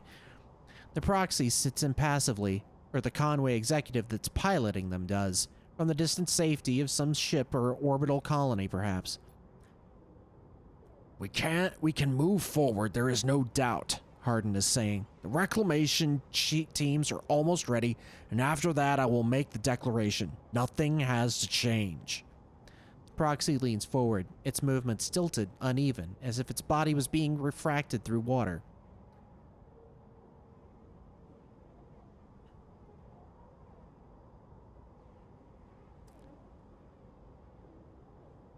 But things must change, Hardin. We need further assurances. I have been informed of a breach in one of the closed networks in the low end. You have been careless. Hardin waves the accusation away. We've been stretched. A breach was detected, yes, but no data of value was lost. Our board is concerned, Hardin. A drop in our value would be unwelcome at this time. The proxy leans back, its posture dominant. If the reclamation of AE-1 is contested, then we could be drawn into a compromising legal position. Hardin approaches the proxy. There will be no contest, not from Solheim, who cannot muster a defense, not from Havenage, who will fall into line below me. He crouches in front of the seated figure, eye to eye. And the people of this station? Refugees, gangs, spacers, all either opportunists or degenerates. Havenage is no longer strong, no longer united. No one here believes in Erland's vision, nor has the strength to enact it. I sat across from him at the negotiating table. He was forceful, eager. Weakened by his ideological convictions, perhaps, but a great man nonetheless. This place no longer deserves to bear his name. The eye is crippled. It cannot survive. It is a ruin filled with squatters and outlaws. They'll be lucky if it still spins in 100 cycles. Hardin stands. You will move forward with the reclamation, because otherwise you will lose your advantage in the system. Without your advantage, you will lose claims on the remaining palladium. Without the palladium, your factories will go dark. He pauses. Do I need to continue? One moment, comes the response from the proxy, and its head drops to its chest. Hardin steps back and paces once more, awaiting the discussion taking place elsewhere in the system. You watch Hardin as he paces, as he considers his future. What goes on within a mind like that? In the mind of a man who would burn all those around him for a path to some imagined golden end. The proxy lifts its head. We are happy to proceed. We will legally claim the station formerly known as Solheim AE-1 as salvage within 6 cycles. Havenage is to assist with the transport of the illegal residents to Conway housing and labor facilities. The proxy judders to its feet. Conway will also claim 70% of the raw output of the reclamation process after losses have been accounted for. Hardin nods. I accept. The proxy reaches out to shake his hand like a marionette, and then the recording loops. You watch it play out a second time, gripped by a horrified fascination. There's a bluntness to the conversation, to its blatant disregard for humans as anything other than objects. Things to be moved, to be used, to be fed into structures, crushed, and losses accounted for in the cells of tables, the margins of ledgers. You realize now that you're no different than anyone else on his station in the eyes of the people in that room, and those like them. Each body here can be recast as a piece of property, a tool, an expense, an acceptable loss. In one moment, they can be named a citizen, celebrated, protected, and in another, the very idea of citizenship can be used against them. That is what it means to live in proximity to a system like this. No longer. Not while the eye spins. You gather the recording, pack it into a polygon of purest light. Then you drift down into the service dock like a falling leaf and find the relay. It only takes a second to place that polygon of data, that recording, into the relay system, Feng prepared. And then you watch as it bursts out, a web of threads, heading out into the black, to every network device on the eye. Let them see what power makes of a man.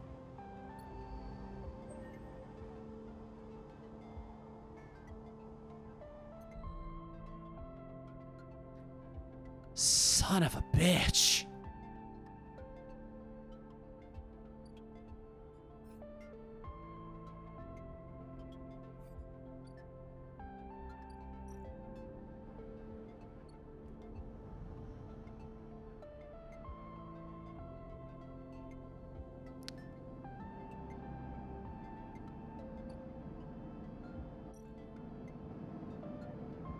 Huh. The building is chaos, most of it in total lockdown. No one will give you a straight answer about Feng or Hardin. Half an inch is in shit. All right, while we're doing this, let's see. I've only got 1 point. There's nothing I can do with that, so... Oh, hey.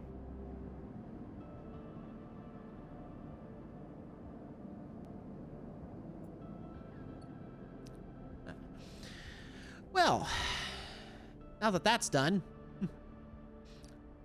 now we just gotta wait.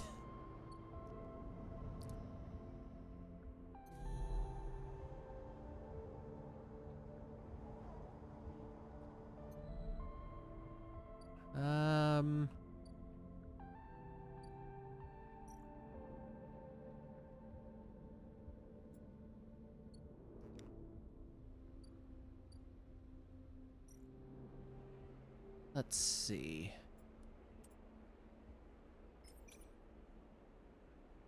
You know what? Why not? Let's just throw it at this.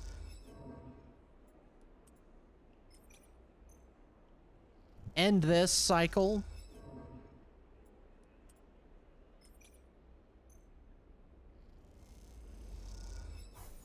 There we go.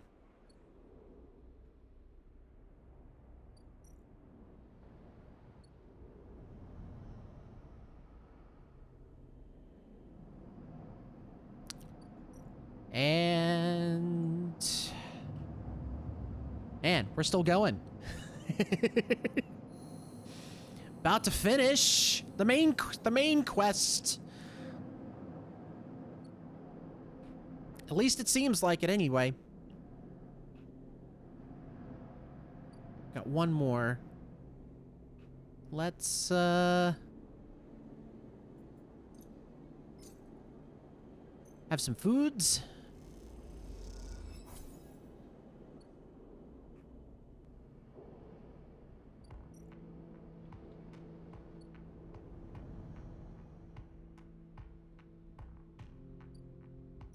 See what she has to say.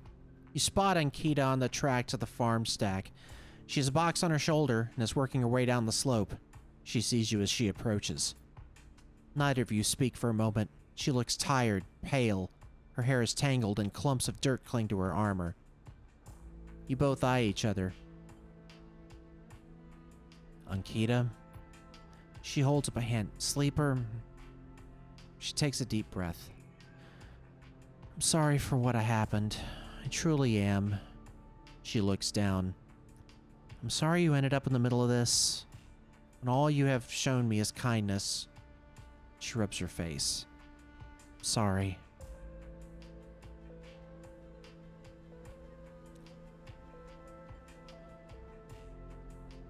Okay, sure. She nods, then looks up to the stars. Never... She stops herself. Thank you. Ankita shifts the weight of the box on her shoulder. I've been preparing for... She grimaces. Look, she sighs. Can you come with me? It's easier if... Go ahead. Ankita leads on down the dirt path between the pillars. There's a wind passing through the greenway, a quirk of the air currents the biosphere maintains, and it ruffles the leaves softly. The sound makes the silence more obvious, more complete. You try not to think of the last time you were here. You've been trying not to think of it for the past few cycles. The image of the sleeper, sprawled, twisted open, connected to the ship mind, has been hard to forget. You realize Ankita is leading you back there, back into the drum at the center of the stack. You pause, trembling a little at the threshold. She turns. What are you doing? She looks at you with empty eyes. What needs to be done? You stand on the threshold and look up at the tanks, green and wet, some glowing with flickering grow lamps. You look down at Ankita, suddenly so small under this hulking ruin. The smallest she has ever looked. She places the box down. Okay. You follow Ankita into the stack through a low tank, entering the drum at ground level. It's just as beautiful as you remember, but it barely touches you. Instead, you check the apertures of the tanks for the glint of a weapon, or a shadow among the moss. Ankita stops, and you look down. The mossy island at the center of the tank is clear now, the equipment cleared away. In its place is a mound of dirt, loosely covered with moss. Ashton's rifle stands straight, half buried in the dirt at the grave's head. I buried them together, Ankita says without turning. You both stand there in silence for a little while. You think of questions you should ask about Ashton, about the sleeper.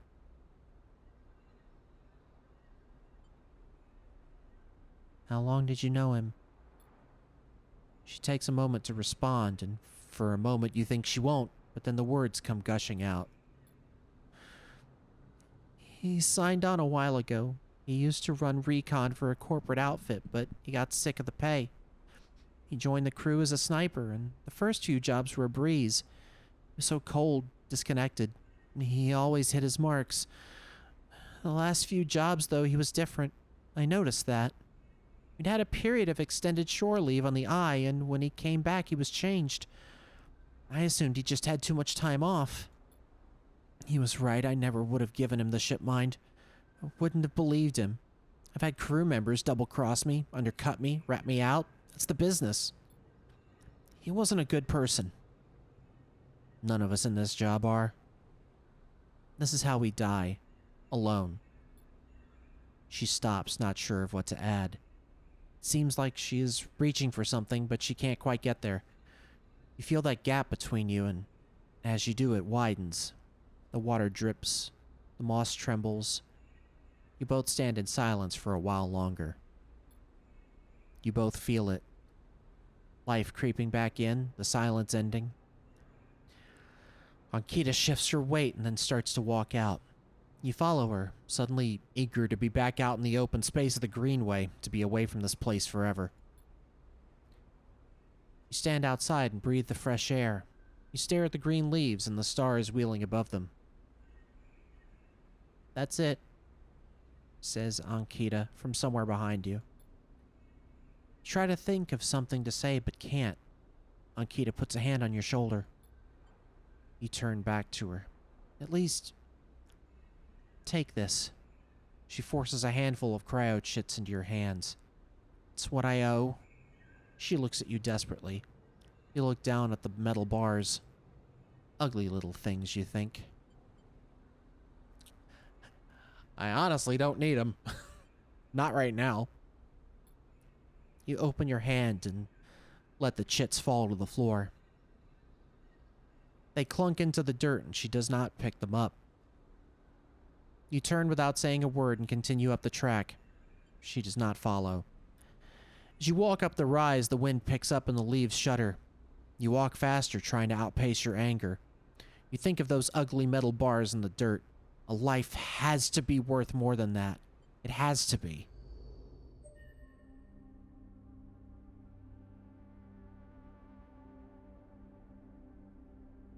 Damn.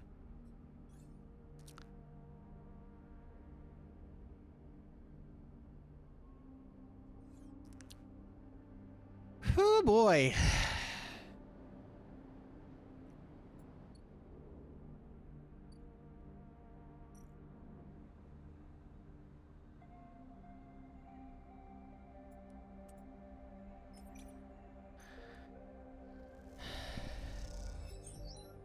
She's not going to be around anymore.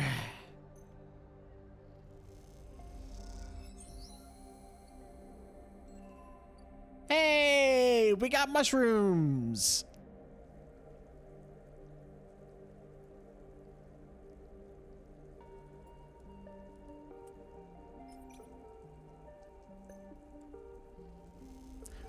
Let's get some mushrooms. Hey.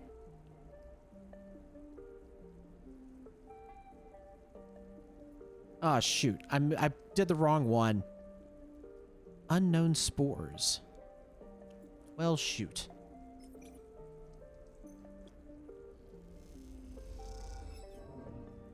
Darn.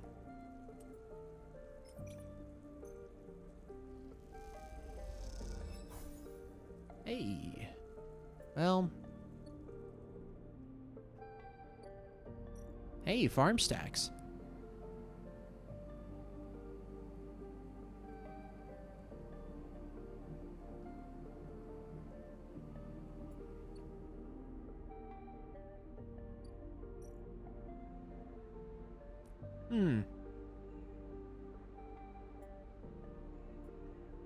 Nothing I can do with those.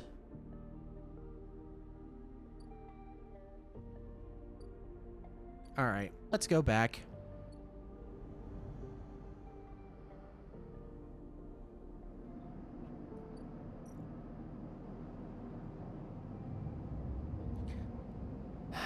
Almost there.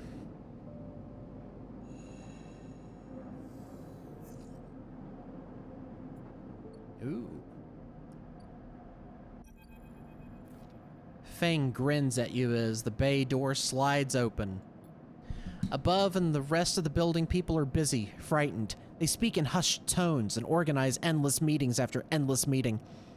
Havenage have avoided a full-blown crisis for now, but change is coming. Fang is in good spirits and bundles you inside before you even have the chance to greet him. That was the slickest operation the station has seen. He hugs you firmly. You made my job easy. He shakes you by the shoulders. I'm so proud. And, he smiles, I got to watch through the cameras as the Havenage security that weren't in on it assaulted the station. Fang smiled. One of them straight up just whacked Hardin with their pistol. It was beautiful. What are they going to do with him? I'm not sure anyone knows, but he is cooperating to dismantling his operation and scaring off Conway. Maybe they'll exile him when they're done, or hand him over to some core authority, Fang shrugs. Now I know he won't be an issue. I'm going to be focusing on systems for a bit. He shakes his head. Seeing as that's my actual job. He points to the ceiling. The people upstairs weren't so happy, though. They've been fielding questions about the state of the eye right and left since the recording got out. People are scared. I'm not surprised. Yeah, this whole thing hasn't won me many fans in the administration, but I think in the end they'll agree that outing Hardin was worth it, whatever the methods. He touches a stack of hardware. The eye is old and it was never meant to run like this. The master control points that Erlin and Havenage installed, they keep it spinning from the rim. That isn't ideal. But if you were asking me if the eye will stop spinning next cycle, no. He smiles. And me and a ton of other skilled people will be working to stop it happening in the cycle after that. Hardin's problem was that he didn't believe in people. He believed in systems, and their ability to shape the world around them. Fang squeezes your shoulder. But as far as I'm concerned, people should be the ones running the systems, not the other way around. Anyway, Feng raps on the side of his terminal. I know you didn't come down here for a lecture. My tracker... I haven't forgotten. He produces a thumbnail drive. I managed to finish that code solution I showed you. It's a modified Ripper worm, one made to deactivate that tracker of yours. But in the time since I got back, I added something extra. That tracker of yours doesn't just show SNARP where you are. It transmits data about the state of your body, your current condition. My worm won't just deactivate it. It'll edit that data to tell SNARP your body is irreparably damaged. DNR, do not retrieve. He grins widely. Pretty smart, right? That's perfect. Just slot it already. You take the drive and hold it in your hand. Then you close your eyes and open up your access ports. Take down your defenses. The worm immediately enters your closed network. It whips through it, taking things with it as it goes. The moment they're gone, you forget they were ever there. They just blink out of existence. A second later, it's done. You open your eyes. How do you feel? Asked Feng, a little nervously. Free. Feng smiles wildly. Well, you are free, sleeper. He clasps you on the shoulder. Feng lets the word free hang in the air a little before he continues. Seems like it might be finally time for a celebration. Feng wraps his arm around you. Jenna still owes us those drinks.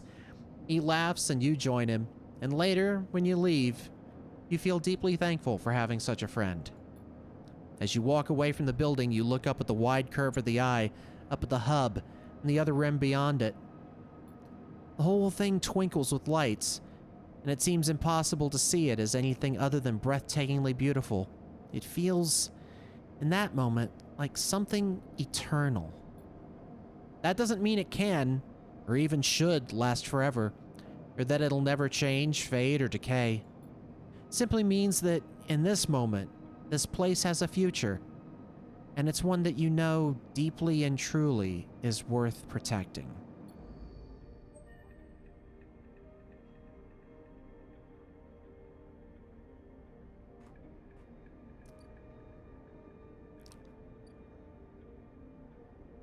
Uh-oh.